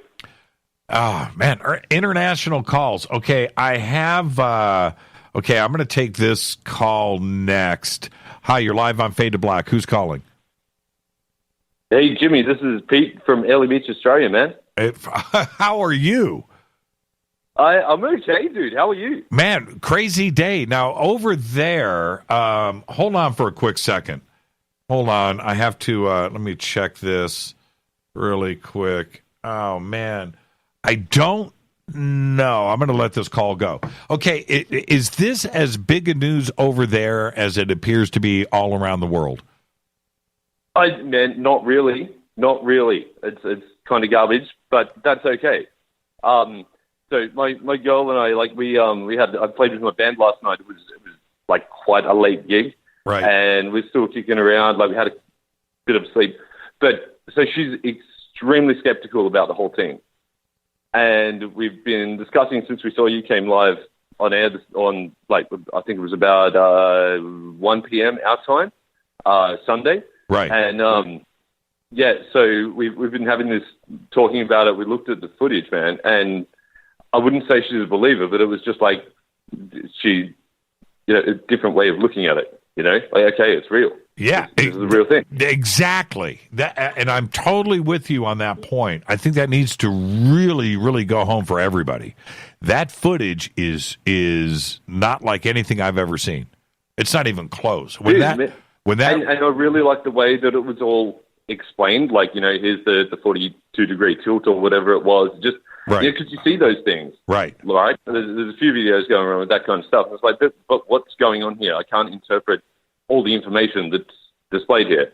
I mean, some dudes probably can, man. I'm not that dude. Yeah, right. But I know weird shit when I see it. Oh, sorry. No, that's exactly it. And as this week does unfold, what you should do. Oh, you know what? Okay, I've got to let this other phone call come in. Do what you got to do, homeboy. And keep it real. Keep doing it. Absolutely. And let's. I hate to do this. Oh man, I lost the call. Okay. I've got, I know. Call right now. Okay, here we go. Hi, you're live on Fade to Black. Who's calling? It's Ziggy. Oh, hey, Ziggy. Hold on for a second. Ziggy, stay right there. Stay right there. I've got to grab this call right here. Ziggy, stay right there. Peter Levenda, you're alive with us. How are you? I'm good. How are you, Jimmy? No, I'm not as good as you are. What's but up? I'm feeling yeah, what's up? Man. Okay, look, Peter, let's just start here. We knew this day was coming. Okay? We did. We knew this day was coming. Did you expect the mainstream media to pick up on this story worldwide as fast and as efficiently as they did? Actually, no. The day was coming. We knew it was coming, as you said, although there were those who had expressed some doubts. But as far as we are concerned, I think that the speed with which the worldwide, media has picked this up was pretty astonishing. I mean, I knew it was going to make an impact, but I didn't think it was going to make this kind of an impact. This is kind of incredible. Have you talked to Tom? I mean, have you talked to Tom today? No, not at all. Okay. It's been impossible. Yeah, I can imagine. Mm-hmm. I reached out to him yesterday and today about this, and I kept some stuff under my hat, but it was funny. Then I realized that 2 days ago, I reached out to him. It was his birthday, right? And I'm like, and I'm whatever. The point is, and then yesterday and then today, and I just thought, you know what? It's just going to be impossible. If he wants to find the time, he'll get out. But I can imagine that he was getting blindsided by everybody. And I'd rather just have him kick back and enjoy the moment.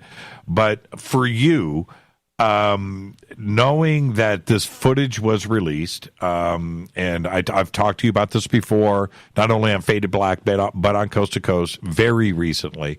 How do you feel about this footage? The footage to me was what you would expect if you're looking at some type of alien object, not responding to man-made objects. That's what we are acclimated to with our own eyes. You see this footage, it just doesn't look terrestrial. And that's how it hits your brain. Your brain has a hard time trying to make sense out of it.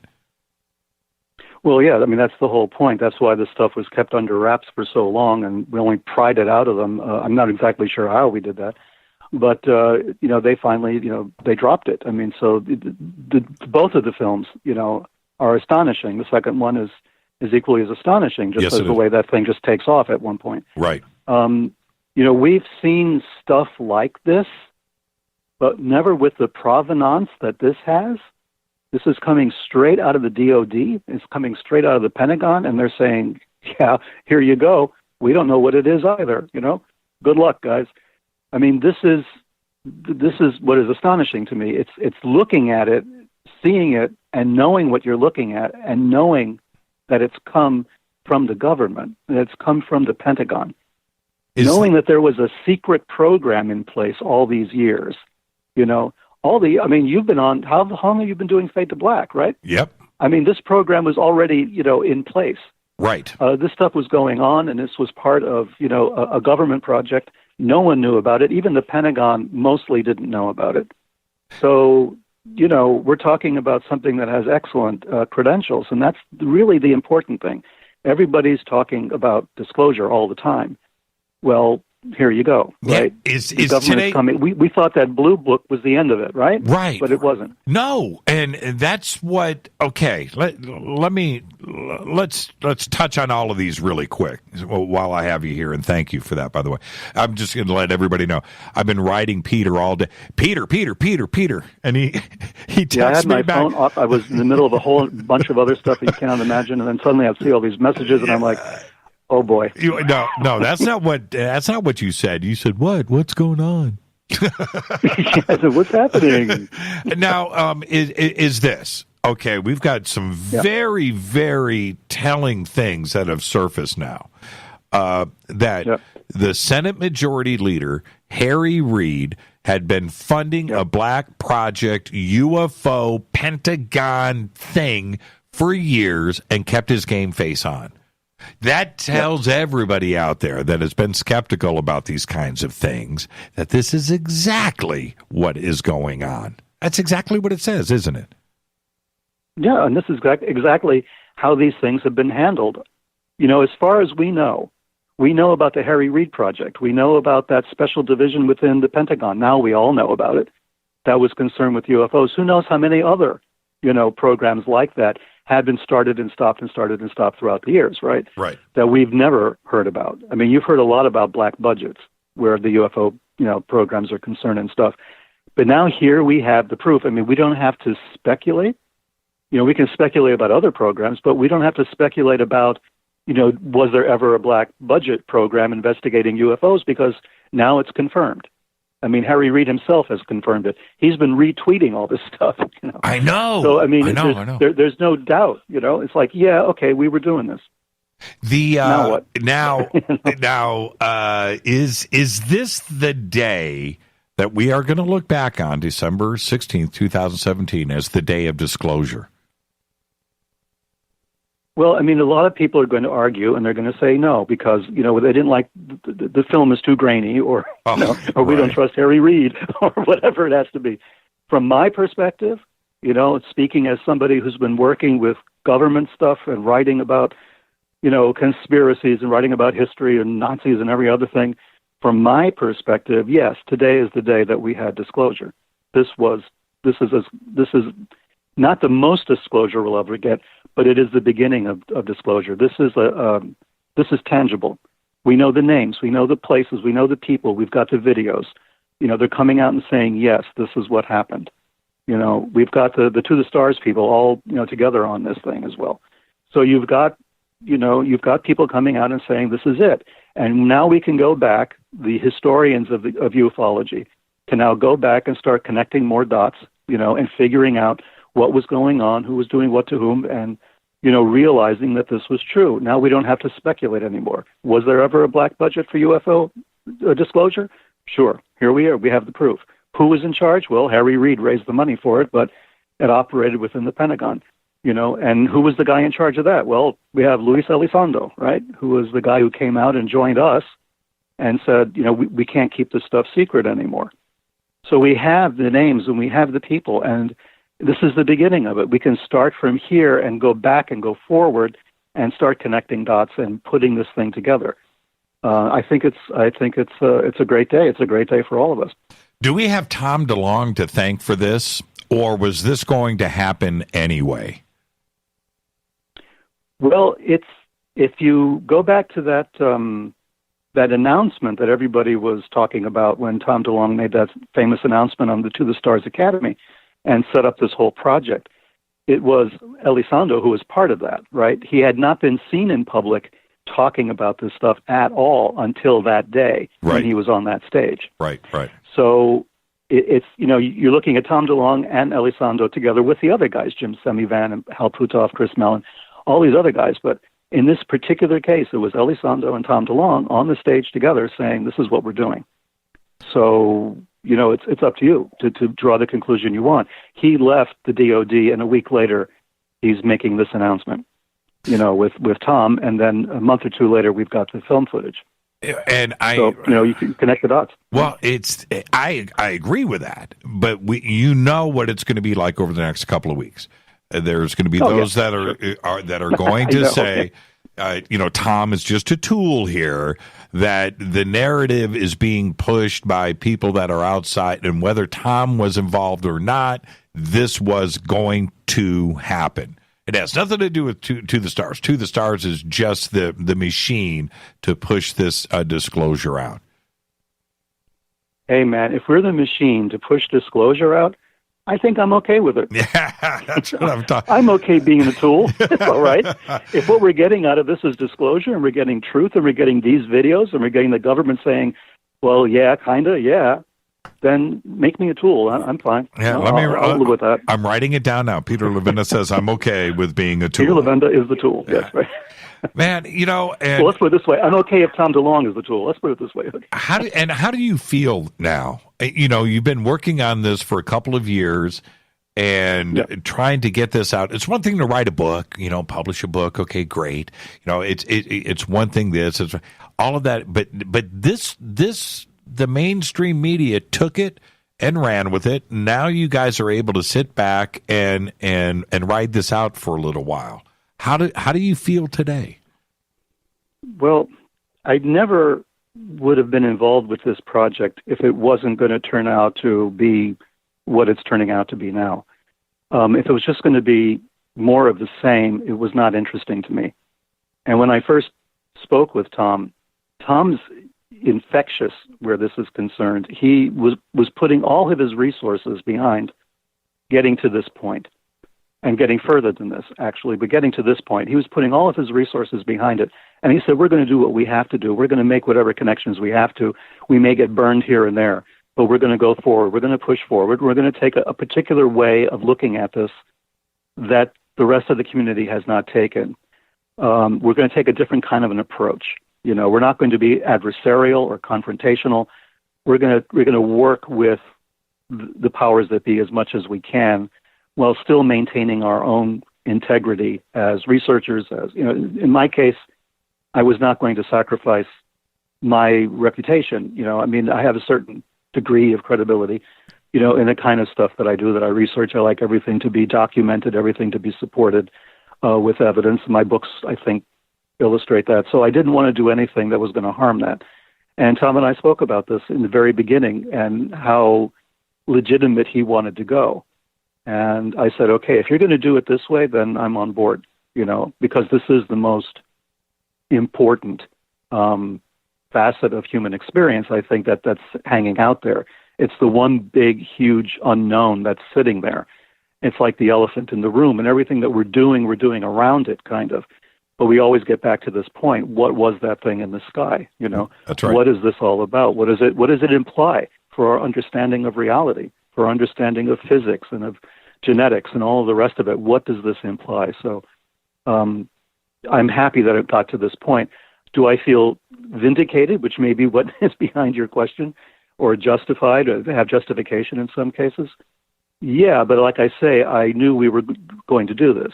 The last time we spoke, last time we had an interview, I realized there was a lot of pushback. There was a lot of doubt. People were saying a lot of things, this is just, this is either a hoax or Tom is being used or whatever.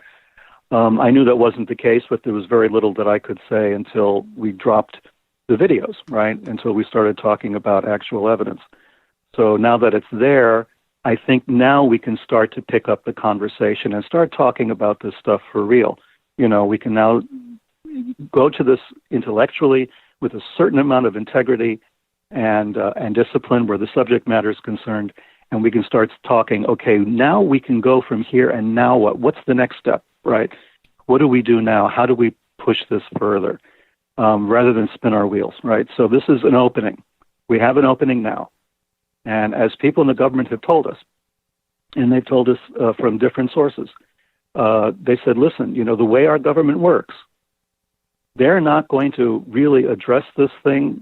They're not going to address your concerns in a big way unless you make some noise. You've got to be making the noise.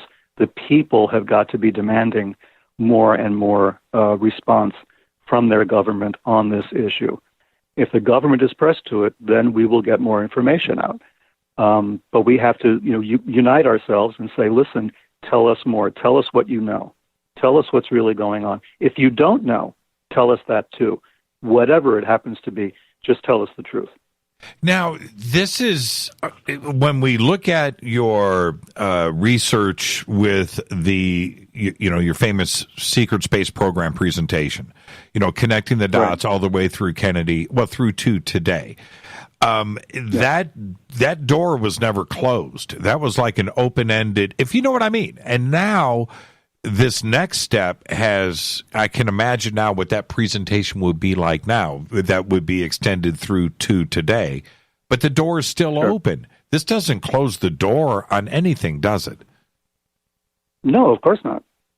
This is I don't know what door would be closed. It might close the door on some of the doubt that was out there that the government was taking this seriously, because the general consensus out there in the mainstream media, particularly until today, was that the government was not taking this stuff seriously, so you shouldn't take it seriously, right? If we're not concerned, why should you be concerned? Or if we don't believe it, why should you believe it? Well, now we have a different kind of approach. Now we have information from the government that says, well, yeah, we are following this up. We've been spending money trying to figure out what this stuff is, and now we're showing you what we've got. We're starting to lay their cards on the table. So that's not a closed door by any means. It's a closed door maybe where institutionalized doubt is concerned. Maybe we can now all start talking about this stuff like, intelligent human beings, and just start saying, yes, okay, now what? The phenomenon exists. It's real. We've seen it. The government itself has said so. Harry Reid spent money, following this up. We know there's something there.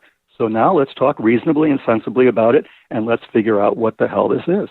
It's just an extraordinary day. It's almost too much to take in. We've wanted this. Now we've got it. And I don't know. It's kind of like the first time you get a new car. I'm being serious. You're all excited. Then you go and you get the car and you drive it home. Now what do? Right now we've got to take this to the next step. And I'm not sure how my mind is going to be dealing with this tomorrow. I'm going to wake up and go, did yesterday even happen? Wow. You know what I mean? Exactly. But the nice thing is we've got more coming, right? So there's more stuff that's going on. The To the Stars people just didn't stop there and say, okay, we're done, we're out of here, right? Right. This is just the first beginning. This is the first drop. So, we've got a lot more coming. Thank you so much, Peter, for taking the time tonight, and exciting days ahead, my friend. Exciting days. Absolutely. And I hope you feel great. Thanks a lot, Jimmy. Yeah, absolutely. Thank you, Peter.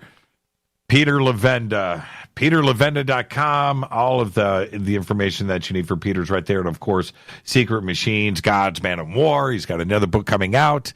He's got the follow-up to, anyway, that's Peter Levenda. Thank you so much, Peter. Now, I'm going to go. I can go. I didn't say, I said shoot. I was going to say, should I? Should I continue? I can keep this thing running. Let me come over here and let me do this. Yes, the answer is yes.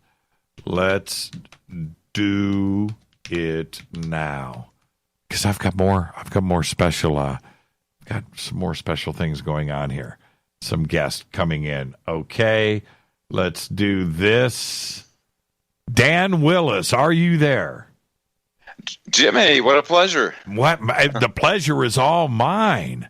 My goodness gracious. Now, before I even get started, Dan, with you, and if you go back to how you've been involved with Disclosure, here we are now. This is 2017. Did you ever think that this day would come? I always hoped it would. It started for me back in 1969, with a high-level top secret clearance in the Navy, and receiving reports from ships reporting extraterrestrial craft, glowing reddish-orange, about 70 feet in diameter, merging out of the ocean off a port bow and going about 7,000 miles, shooting straight up off the coast of Alaska. Right. Classified, priority, secret classification, going to Chief Naval Operations. So it always put a seed in the back of my mind that these things are real, because this is an official authenticated message.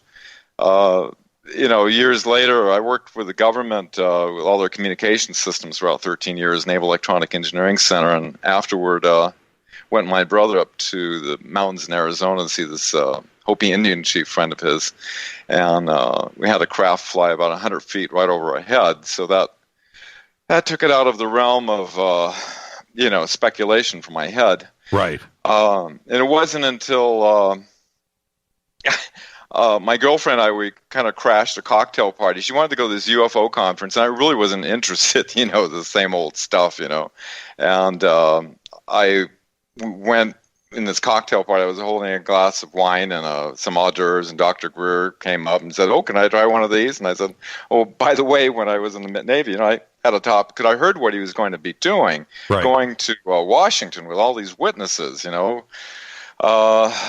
Anyway, one of them chickened out, and so I volunteered to fill in. Here it was. You're not giving yourself enough credit, because your part of your testimony at the press club was some of the best. Okay, so don't even I was a fill-in guy. It's funny to hear you say that, because your testimony was extraordinary, and I can't even believe it's been that long ago. 2001. One thinks about that, it seems like it was yesterday, but like I said, here we are in 2017. What did you think as the news started to break today? I didn't, I just, Bill just give me a heads up on what came out on New York Times. It's kind of interesting. I've been watching, I used to be a broadcast engineer for most powerful FM station on the West Coast and an ABC newsman. So when I went to the press club, I thought, my God, I did think my testimony was lightweight compared to some of these guys, bases on the other side of the moon, 57 different species already categorized, airbrushing UFOs out with NASA, on and on and on, that we have solutions to get off of nuclear, oil, and coal and these technologies and faster than light, all the stuff which, I couldn't imagine, 22 cameras in the back row, how this stuff could get out there, and the mainstream media, this wouldn't be like change everything.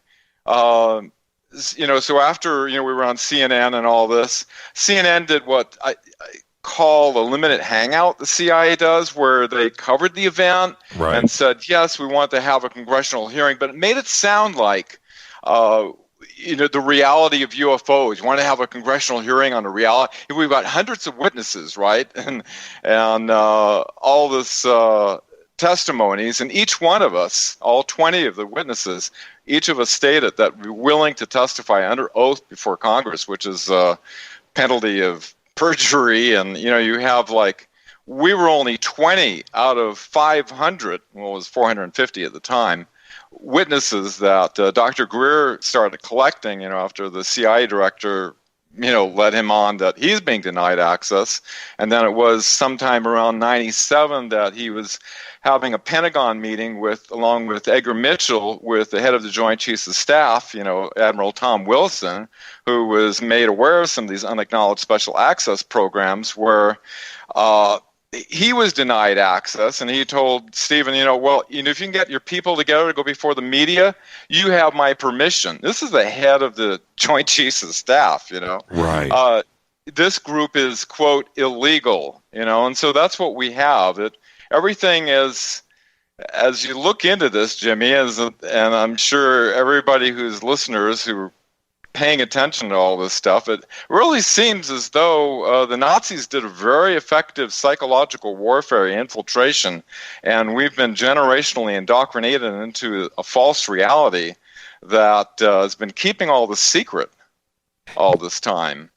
And and it's kind of encouraging to see this coming out, because after CBS wanted me to do an interview exclusively with them after I was on CNN with the rest of the witnesses, and I said, I'm only willing to do this unless I can say we have the scientists within these black projects willing to come forth in open congressional secrecy-free hearing, prove it, put it on the table. We've got a solution. It's been hidden for 60 years that could get us off these dangerous, obsolete technologies. Right. They promised up and down. I kept, like a 10-second statement, really short. Afterward, they interviewed me for 45 minutes. The producer was almost in tears. He says, I know I promised, but the higher executives, Reid CIA, made me cut that part out. And so media company... That's always the agenda. That's always it. No matter what, you know how the story is going to end.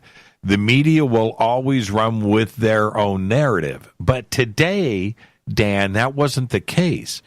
The mass media, mainstream media, chose to run with this Pentagon disclosure, UFO, Black Project, Harry Reid story, and it got coverage all over the world. Was it because of Harry Reid, the Pentagon, or was it Tom DeLonge? Why did they change their minds today? Well, at the highest level, this is controlled. And, Daniel Sheehan, who was one of the 20 witnesses, shared with me a document that the higher executives in mainstream media, listed 42 of them, CIA, NSA, whose main job is to sanitize this stuff because it doesn't reach the public. Right. So if this stuff is coming out through the New York Times of all places, then they've got a green light to put this out. For what reason, we will probably find out soon. Yeah, I agree with you. I totally agree. Dan, thank you for taking the time tonight. We've got to get you on Fade to Black for a full-blown night here very soon. Thank you so much, my friend. I would love to, Jimmy. So much more to say. I know. What an exciting day. Thank you, Dan. All right. Bye-bye. Bye-bye. Dan Willis. And what is so great about Dan is, he was one of the original witnesses that did the testimony at the press club back in 2001. What a great day it must be for him. Let's stay on the phones here. Hi, you're live on Fade to Black. Who's calling? Hey, Jimmy, this is Dick. Hi, from Dick. Mercer Island. Hey, how are you, man? We're pretty good. How are you doing? Well, obviously, it's been an amazing day. I know this is the first chance I've had to call in, and I've been a fader now for a little bit, and I met you at Contact in the Desert, and was down there when we saw the UFOs. Yeah, right on. Yeah, you were excited. I mean, you got really excited. You were all over it. I looked at it and saw a UFO moving, slowing down, turning, powering up. I thought that was cool. I expected it fit my need. But what happened afterwards is the part that kind of freaked me out. I went back to my car and went back to my hotel. Yep. And, I went to the parking lot. My lights wouldn't go off. And my car's a 2014 and a half. Right. Nothing's ever gone wrong with it. The light overhead wouldn't go off. So I go and I'm playing around with the switch. It took me about 15 minutes. And I said, I just give up. I don't know what I'm going to do. My battery's going to die. So I just shut the door and went off. Then I go and watch TV for about an hour. And I turn the TV off. The TV goes off, but the TV wouldn't turn off. It was still a gray screen. So I'm sitting there going, what's going on? Turn the TV on, off. I finally had to unplug the TV. Then I plugged it back in and turned it on, and it worked fine.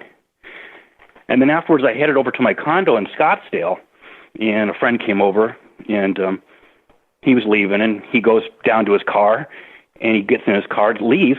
His car won't start. So I walk down to the car. All of a sudden, my phone turns off. And that's kind of freaking me out. It's all electrical stuff. And it turned out a starter burned out. Something fried his starter, and I don't know what that was.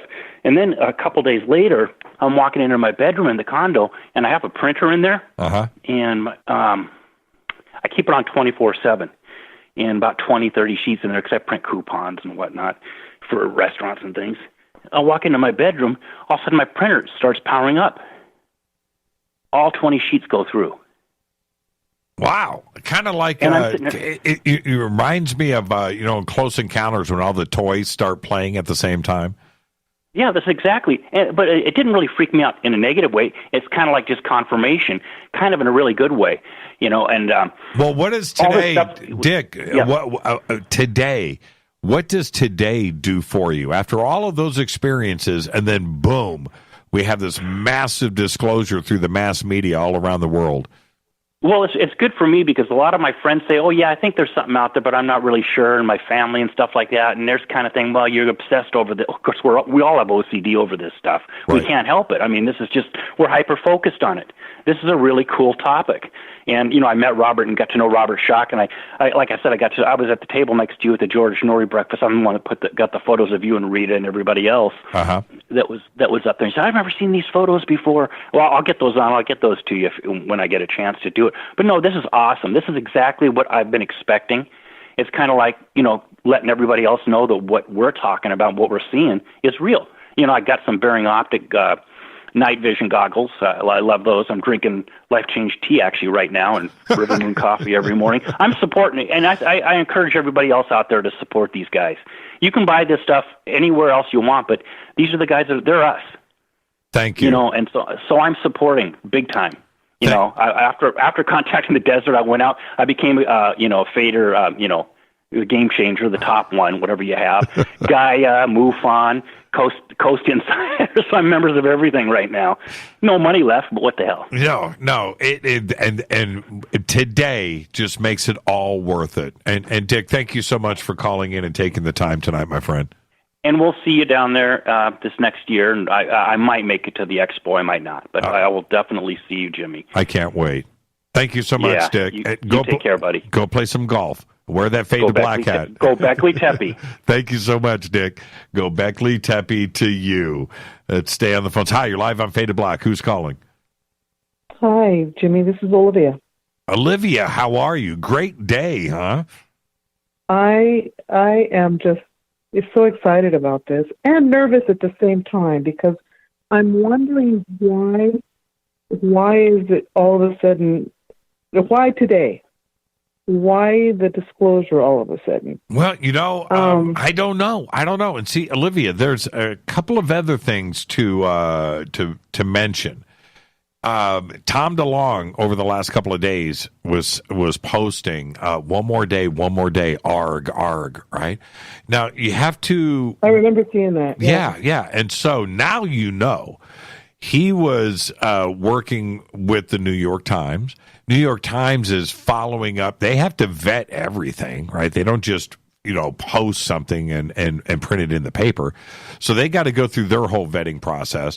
Now we know that the Pentagon was involved. We know about black projects. We know that Senator Harry Reid's involved. You have the release of the video that has to happen at the same time. So, and all of the other pieces to this puzzle that were all in there. So one more day. Now we know, and so it could have been yesterday. It could have been the day before. It happened to be today. And I think that's as soon as it could be done. Having it on a Saturday instead of a Monday, the news cycle, I don't know. I haven't had a chance to see the news, but I'm going to record it to see exactly what's going on and how long this story is going to continue. Just how hot of a topic is it going to be on the news, or whether they're just going to let it, die like they do many other stories, and they just kind of touch on it. I'm curious about that. But at the same time, in the back of my mind, I was thinking, okay, is this disclosure because the Pentagon doesn't really have a choice? I totally agree, Olivia. If there's something else a little bit higher in authority than anything here on this planet that's in play. Right. Considering the government has been in touch, and we know that they've been working, we've heard those stories about how they've been here and may have had something to do with seeding us on this planet. Right. Olivia, you're exactly right. I want you to relax a little bit in your own mind's eye, knowing that you're exactly right. We have to understand all of those points.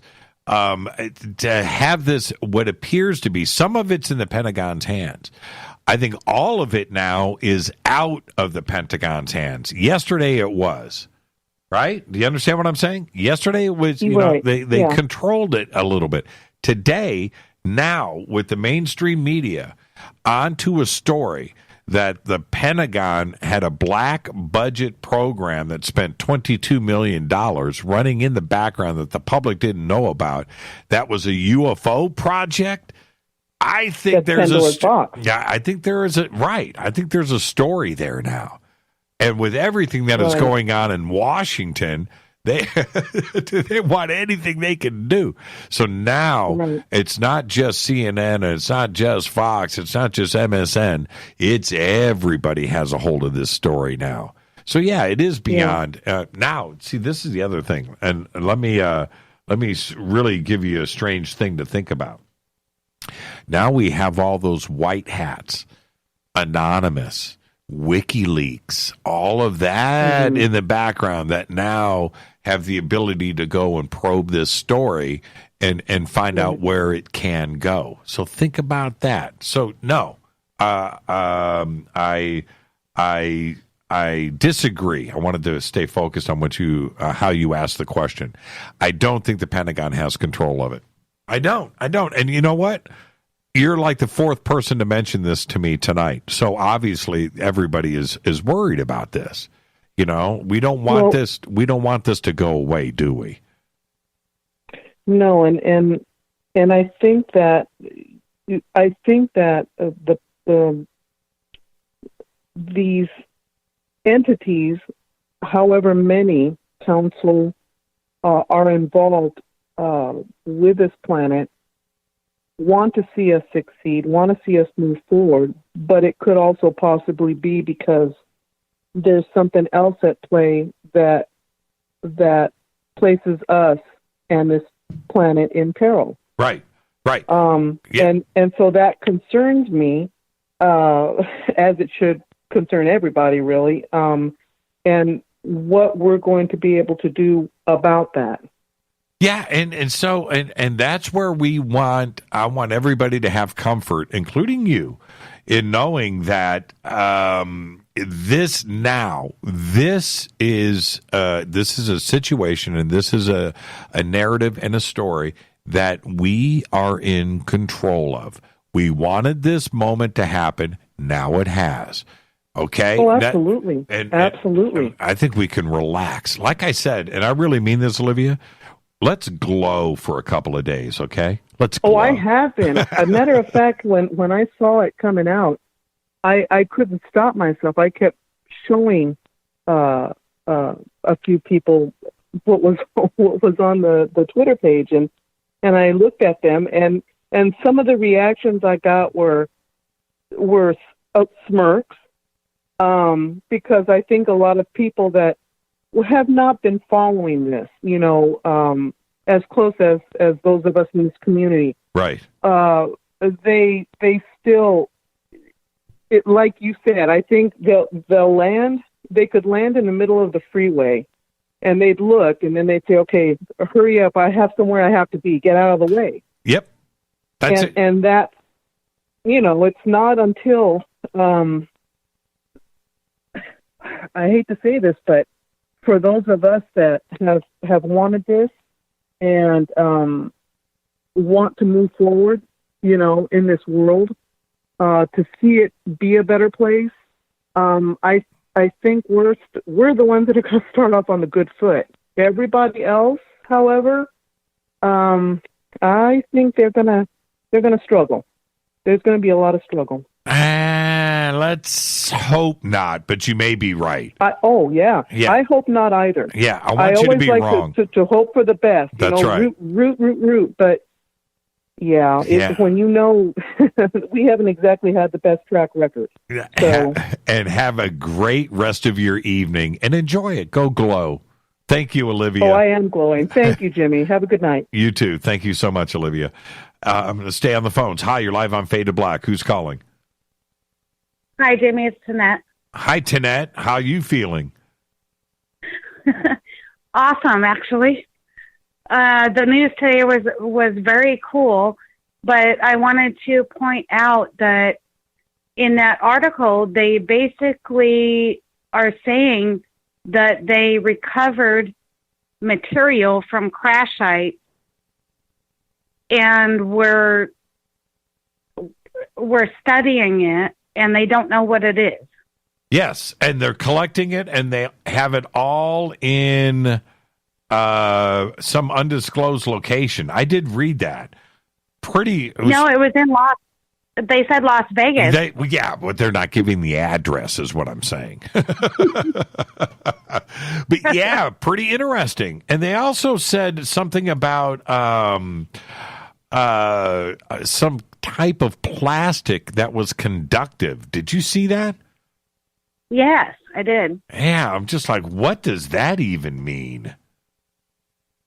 So basically, they're telling you that they opened a warehouse, for lack of a better description in Las Vegas, and they modified the building in order to house this crash site stuff that they retrieved, and they still don't know what it is. They said it was like I don't remember the name, but they said it was like somebody playing with a garage door opener in our time. Right. I read that. I still don't know what to make of it. To have, and this was, I think it was Elizondo that said that they were collecting all of this metallic stuff, debris, wreckage, and materials, and didn't know what to do with it all, and had to warehouse it into this warehouse in Las Vegas, where they are continuing to analyze this material. And one of the things that was confusing them was a material made of plastic that was conductive. I'm like, wow. Right. Well, see, here, at least in our timeline, plastic is what we use as something that's non-conductive. We use it as an insulator, right? And now they've got some type of conductive plastic. It was absolutely fascinating to hear. So, and again, thank you for the phone call. Do you feel good? Oh, yeah. Today was a pretty amazing it's awesome, day. Even though there may be, we don't know what's behind this media leak, but whatever it is, it's good. Yeah, and that's the only in one. a general way. Yeah, absolutely. And thank you for the phone call. We have to look at everything like that. We just have to. Oops, I think I just hung up on the wrong.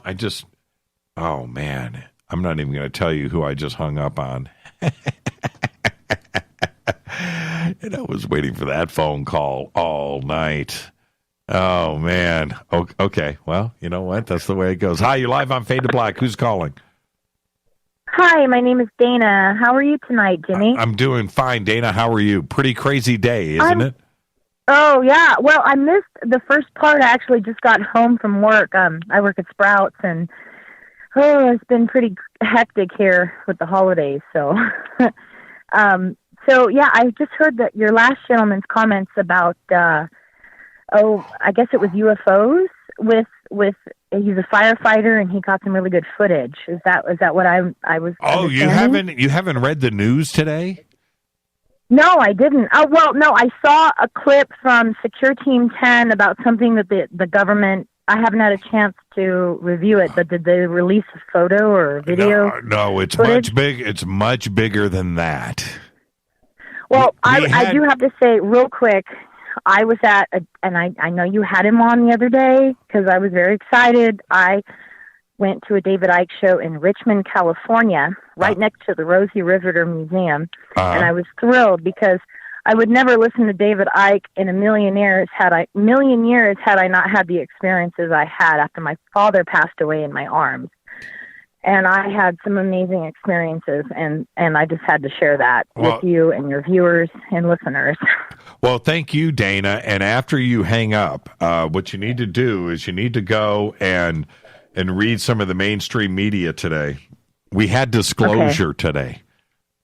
We did. Yes. Stephen Greer. I got his documentary. I'm wearing his shirt around town in Reno, Nevada.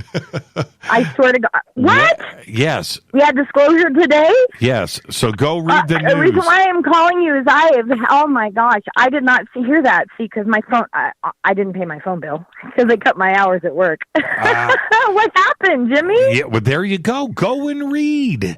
Go and read. It's crazy what happened today. Dana, have a great night. Who's yelling in the background? Somebody. I'm sorry. I don't know, but I'm going to find out, okay? Have a good night. Oh, are you cutting me off? Yeah. Oh. Well, I've got all these calls, and I've got to wrap up the show. I know, Dana. I know you do. I just want to say I was in the front row at a David Icke show, and it was amazing. He is 12 amazing. 12 hours. 12 hours. Holy cow. No doubt. He was amazing, though. But disclosure happened. I am so blessed. Yeah, go read. I had my own experiences. Absolutely. Thank you so much, Dana. Hey, God bless. Thank you too. for what you do. Thank you. And hi, you're live on Fade to Black. Who's calling? Hi. Hi, you're live. Who's this? Hi, this is Jimmy also. Hey, Jimmy, how are you? Good. Just curious, people in the UFO community generally pretty skeptical of the government. So why would anyone believe the government now? That's always the issue. You've got to be prepared for that kind of paradox. We want disclosure from the government, but we don't trust the government. So you've got to roll that dice, and you've got to take that risk, right? Because anything else less than that, then you don't have disclosure, do you? Well, just a little bit confused because I looked up. If you go on the UFO Reddit page, right, you'll find a post by some individual who, through the Freedom of Information Act, requested through the Pentagon if there was any group such as the one disclosed today about a week ago, and they denied all knowledge of any group existing. Those Freedom of Information Act requests go back for years, and they have always denied this. And today they have confirmed it. So, there's no question about that. Now, if you're going off of one post a week ago on Reddit, what I would suggest is go spend some time on the Black Vault, where all of the Freedom of Information Act requests and all those documents that continue on to this day are all posted there. There's probably 10 million documents, and none of them confirm what we found out today. So, yeah, absolutely right. Where do you put your trust in? I have no idea. But, Jimmy, thank you. Thank you. Just one last question. Yeah. And I think I speak for everybody who's listening. What are your projections a year ago, 1 year from today? What do you think is going to be disclosed? Well, absolutely, Jimmy, thank you. And I'll answer that now. It's that I have the same answer today that I had last week, the week before, and the week before, and the week before. I knew that it was getting ready to go down. I knew it. And I just felt that it was heading in this direction very, very quickly. And I think that 2018, it's going to be equally as crazy. I really, really do. I think it's going to continue. What I wanted to have happen today doesn't confirm anything for me, but it confirms everything else out there for everybody that has been looking for these moments, because we've been waiting for this. And that's still, I have the exact same position now as I did last month. Today, with everything that happened, I'm happy for everybody else. I want everybody to go and glow. All right? So there you go, all right. Jimmy. Have a great day. Thank you very much. Yeah, thank you. Great phone call. All right, let's go back to the phones over here. Hi, you're live on Fade to Black. Who's calling? Hey, it's Ziggy again, Jimmy. Hey, Ziggy, how are you, man? Okay, brother. Great Saturday night to have you on the air. Man, I'm glad you got back through. The phones are lit up, man, but it's so good to hear your voice. Thank you so much. Yeah, buddy, I've been thinking about Jim Moore, man. If he just could have held out just a little bit longer. That ain't right, is it? No, it ain't right. Right there. I said all I want to do was live long enough to find out the truth. I found out the truth. Now I can die happy. Man, you're absolutely right. So there you go, man. So how are you feeling? You've been with this show and a friend for so long. You must be feeling pretty good right now. Yeah, doing good. I just I got you back. Okay, I had some Life Change tea. I went and drank some Black Moon coffee, and I took some tonight. Okay, that should get you through the next 3 hours. I'm drinking my River Moon coffee right now as we speak. Yeah, I just realized I just did 2.5 hours, no commercial breaks, no bathroom breaks.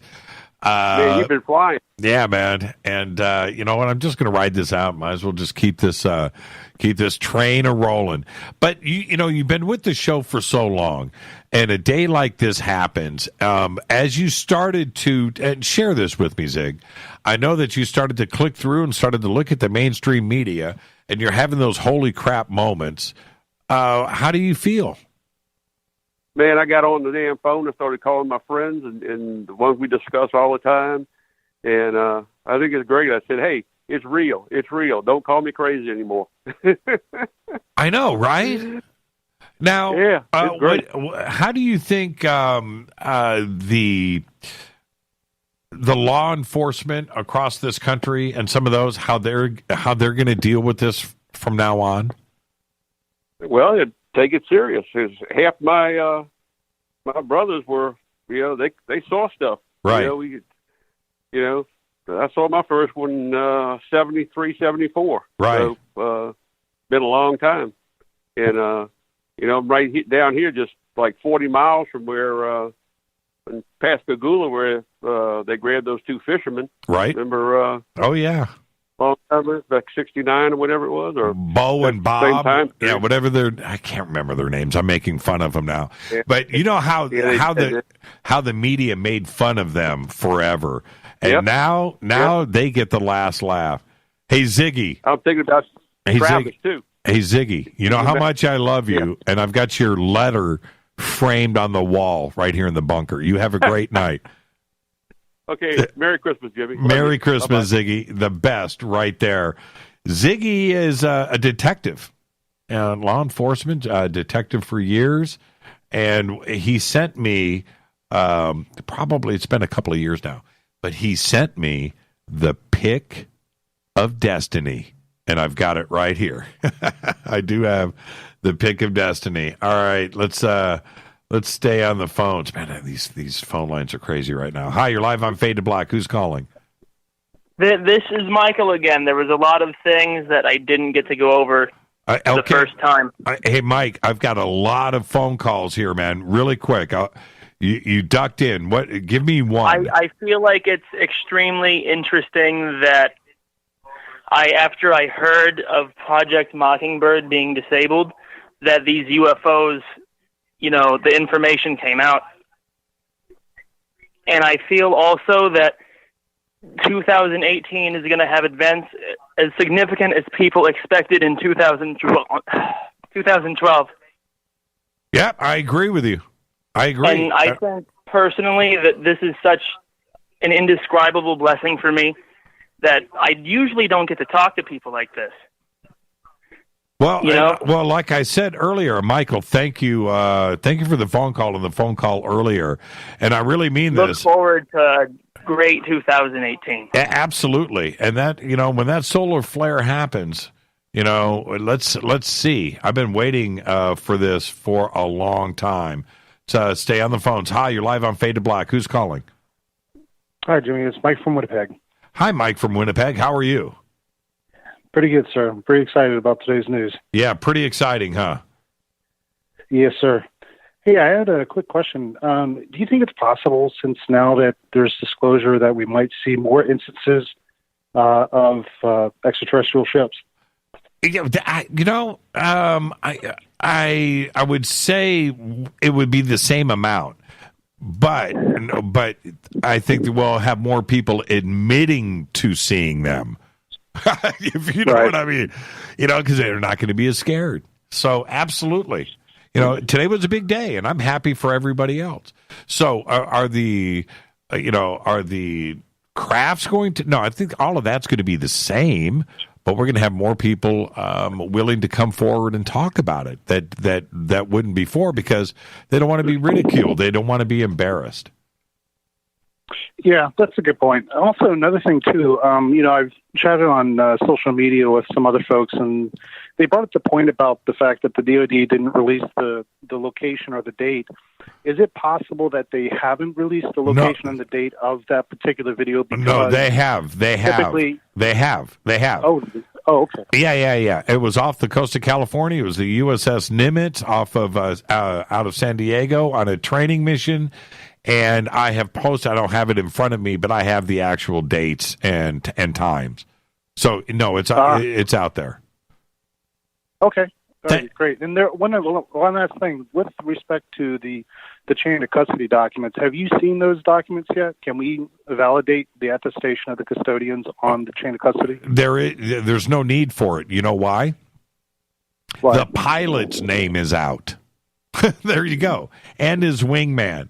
And the flight control officer and the ship and the date. There's no need for a chain of custody. You know what I mean? Not this time. Not this time, Michael. Hey man, have a great night, my friend. Thank you, sir. You too. Yeah, thank you. Man, I love international calls. What a crazy day. Okay, let's open up let's do this here. Whew, man, I wish you guys could see my screens here and how I am dancing with these phone calls. Hi, you're live on Fade to Black. Who's calling? Awesome. This is Blair. Blair. Blair, how are you? I'm awesome. You know, I've been struggling so much just to get through school, and I was studying for like 1,000 hours, and I could not believe when I came back to tune in and look at the news, and I thought to myself, you know, well, you know, it's like in The Great Gatsby. Fitzgerald wrote one point, he said, it was as if a tuning fork was struck upon a star. Yeah, right. And right. Right. And you know, I'm thinking to myself, there must be so many people going, oh, this is yet another level of a pernicious manipulation on the part of the deep state and this and that. And I'm like thinking to myself, yeah, so what? Everything is some attempt by them to do that, but could it possibly be that something just actually happened? Right. Not this time around though. That's the beauty of it, right?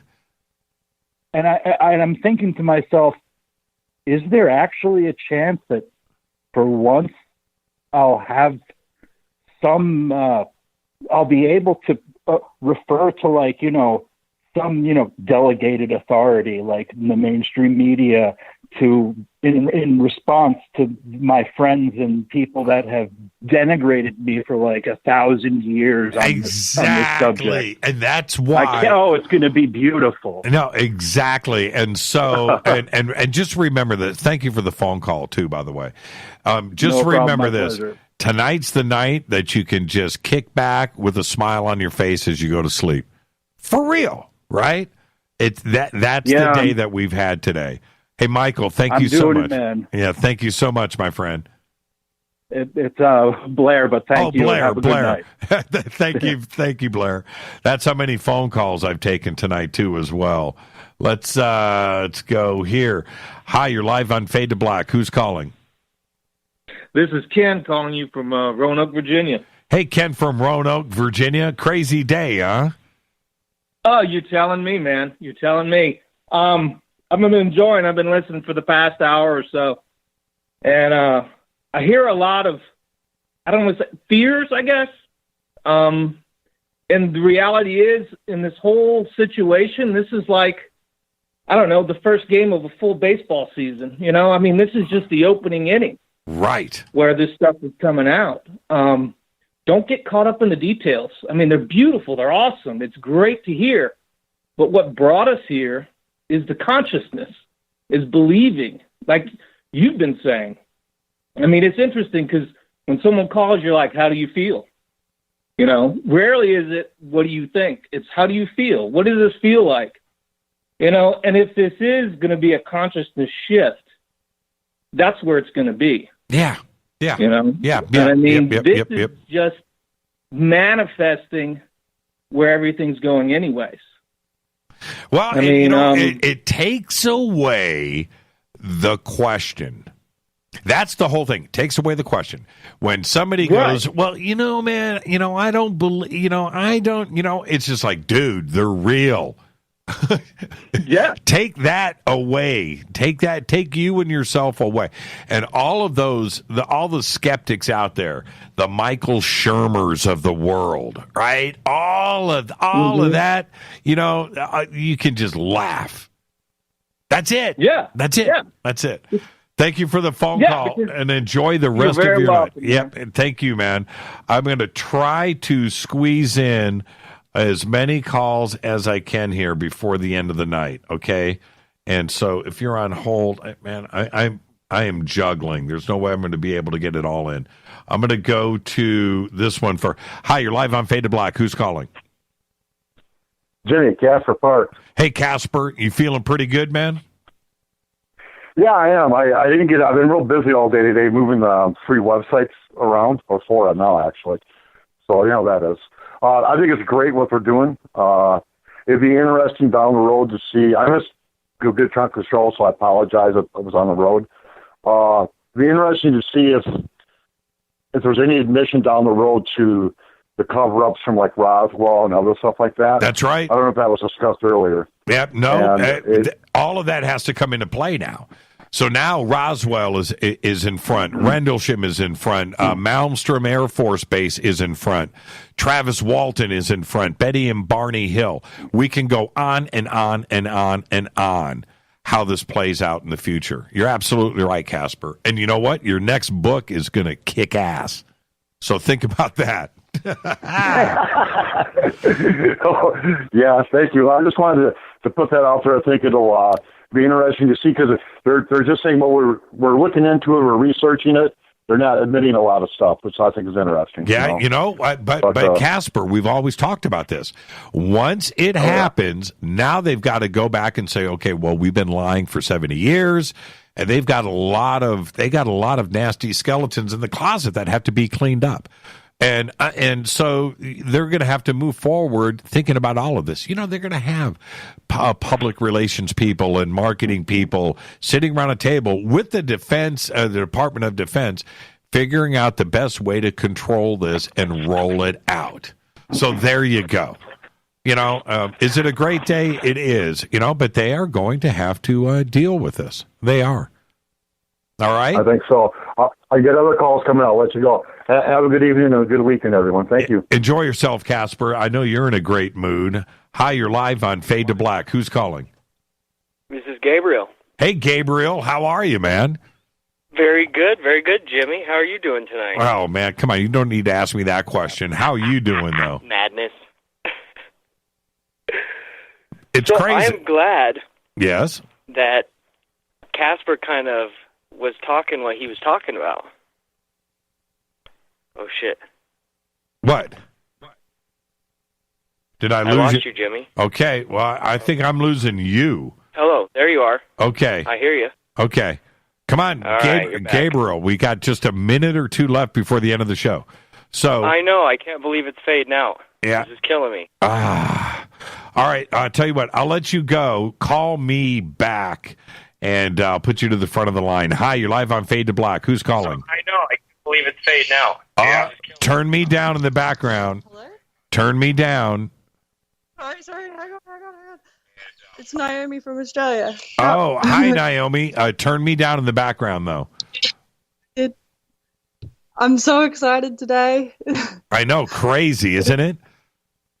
It's just insane. It's been, I can't even count how many years now. Right. More than 5 years that I've just been looking into this for so long, and it's just amazing. It is amazing, and just lifetime. I know. Keep control of yourself now, though. Keep control. But yeah, pretty amazing day, isn't it? Very, very. So exciting. Yeah, absolutely. And I so many tonight have said that we've spoken to tonight. Today is one thing. Let's enjoy the moment, right? But now, what is tomorrow going to bring? How is the mainstream media going to continue with this? I know that they will. Now that we have the Pentagon involved and the Department of Defense, the former Senate Majority Leader, Harry Reid, the United States Navy and their footage that they released, we've got a lot of questions that need to be answered moving forward. So there's no way that the story ends today. There's so many things, like you say, to come out, and it's just going to be amazing that we get to see it all in our lifetime. I know, and we get to laugh at everybody too that always thought that that tin, right? Yes. Those crazy tinfoil hat. Those people are crazy. No, you know what? It's you that's crazy, and that's what we get. We get to enjoy this.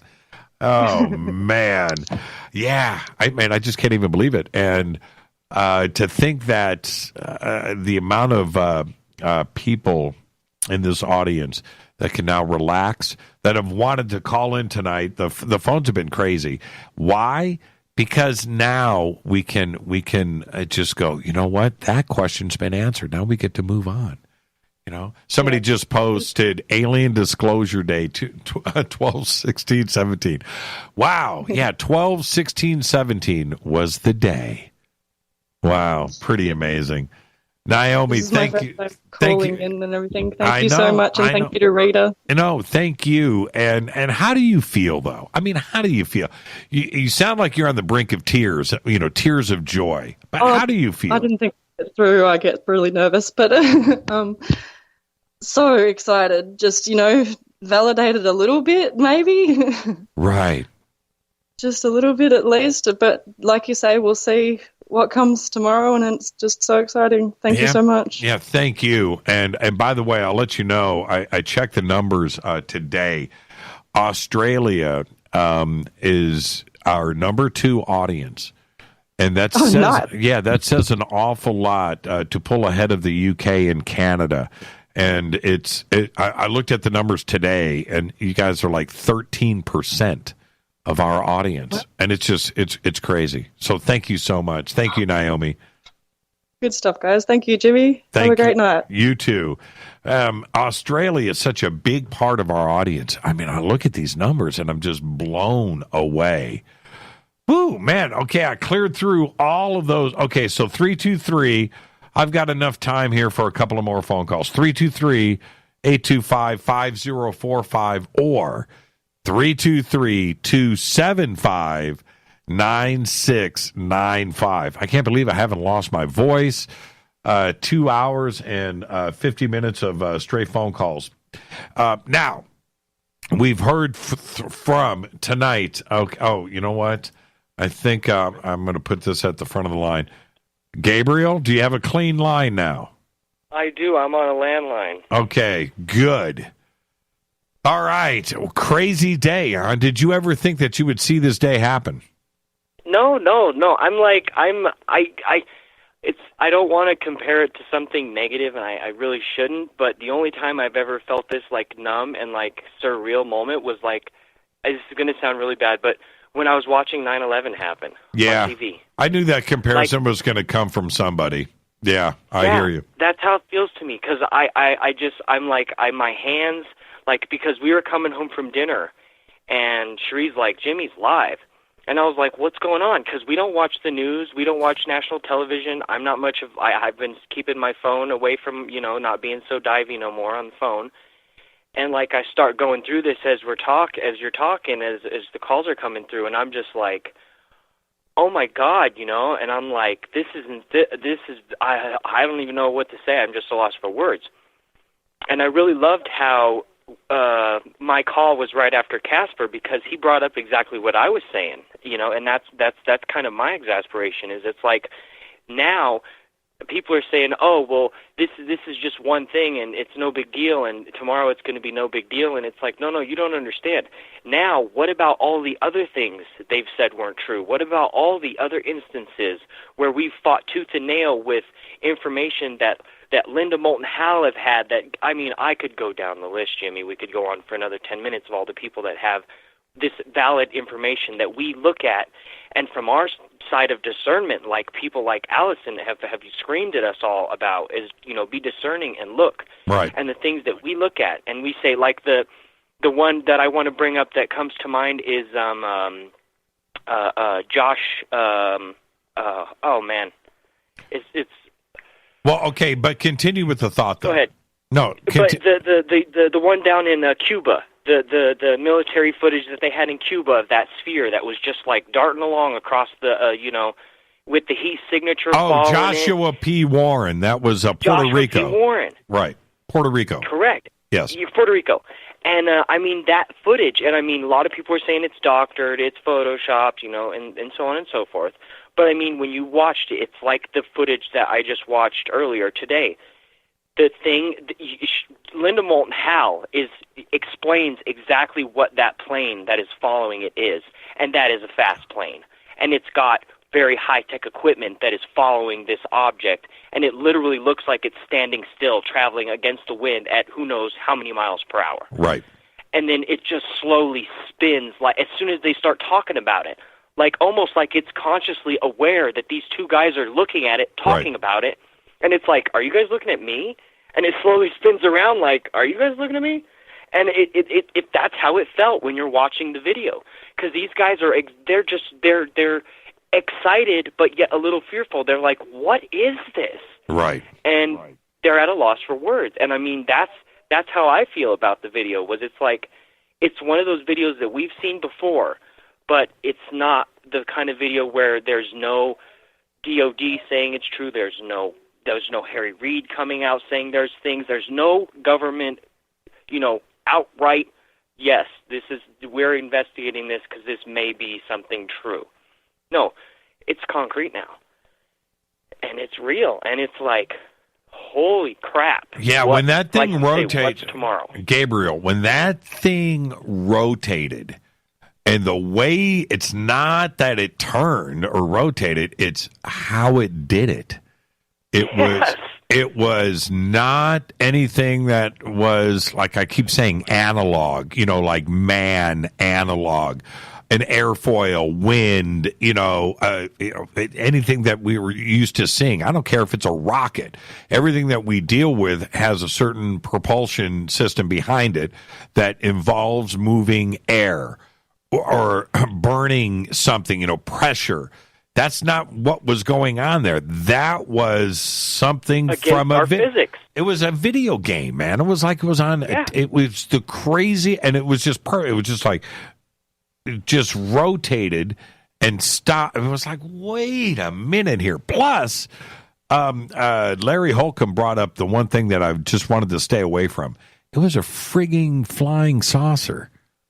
That's the shape it had. It had some, with the dome and the thing off the bottom and the top and the thing. I'm just like, man, this is way too much for my little head.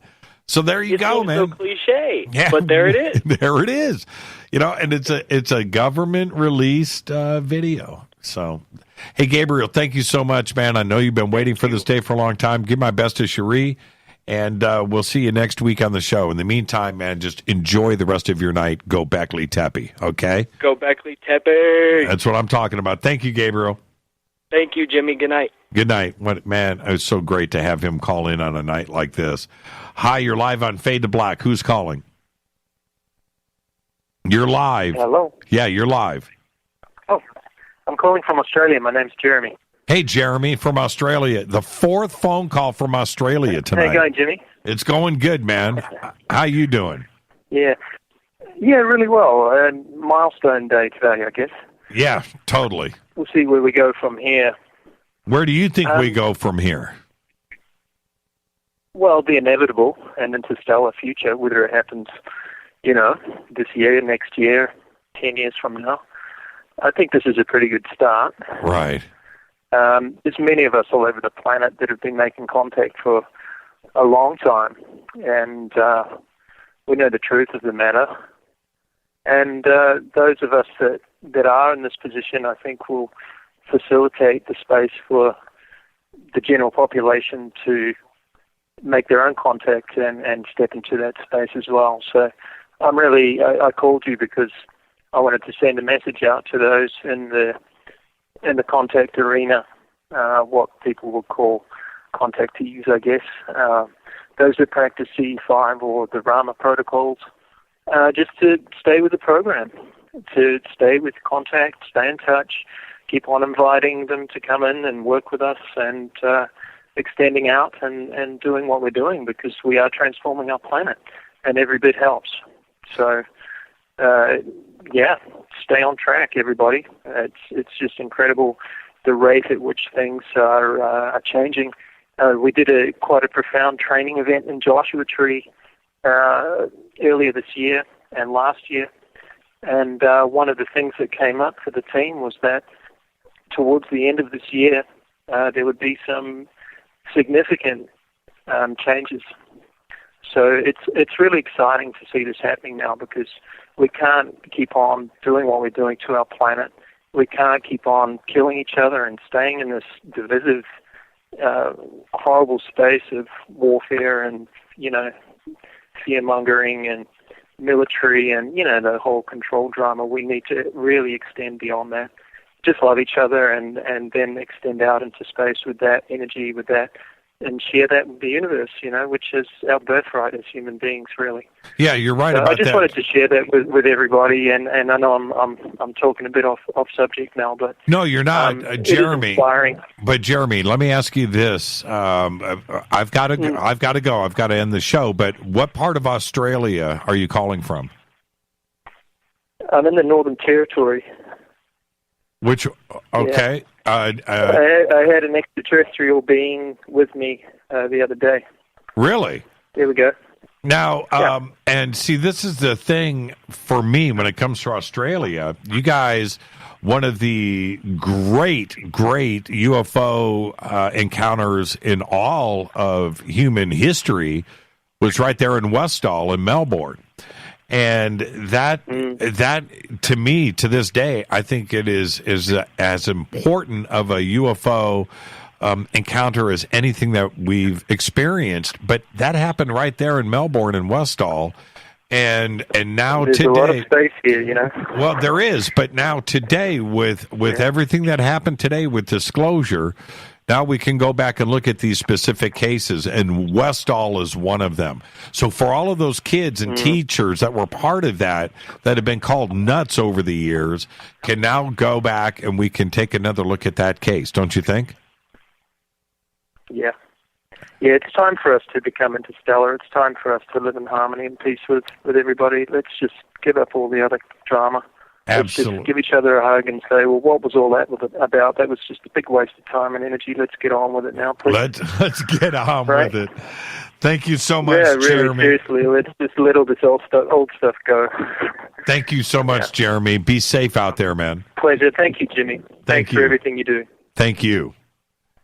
Australia is such an important part of what we do. Our audiences, not only in Australia and Canada and the UK and all across Europe and Africa and, of course, Asia and Taiwan and Tokyo and Japan. I mean, just Korea. Thank you to all of our international audience. It is grown by so much. Australia freaks me out. We've got a ranking in that country that is starting to really blow my mind. Well, that's it. That wraps this very, very special edition. Hello to everybody out there of Fade to Black. I cannot believe I just did 3 straight hours without a break, but that's how important today was, not only to me, but to all of you out there. What an incredible day. Again, mainstream media ran with the story today of the Pentagon running a secret, covert UFO project out of the Pentagon. Tom DeLonge and To the Stars Media were involved with this. Leslie Kane and a couple of other writers released the story today over at the New York Times, which then was picked up by all of the mainstream outlets for news all around the world. A crazy day. The video from the Navy and everything else that goes along with this. December 16th, 2017 is truly a day that we will call the Day of Disclosure. And that wraps it for me here. Wow, what a day. What a day. Thank you to everybody that called in tonight. Of course, we had Grant Cameron, Linda Moulton Howe, Larry Holcombe, Peter Levenda calling in tonight, and then all of the other callers. Thank you so much. Heidi from the UK called in. Everybody from Australia, Canada, all around the world, thank you so much. Fade to Black's executive producer is Rita Kamarian. Show is produced by Hilton J. Palm, Renee Dennis and Bob. Announcers are Steve Harder, Gene Vitola, Mark D. Kovar. Webmaster, Drew the Geek. Music, Doug Aldrich. Intro, Spaceboy, spaceboymusic.com. Fade to Black is produced by KJCR for the Game Changer Network, and syndication is KGRA, The Planet. This broadcast is owned and copyrighted 2017 by Fade to Black and the Game Changer Network. It cannot be rebroadcast, downloaded, copied, or used anywhere in the known universe without written permission from Fade to Black or the Game Changer Network. I'm your host, Jimmy Church. Wow, what a day.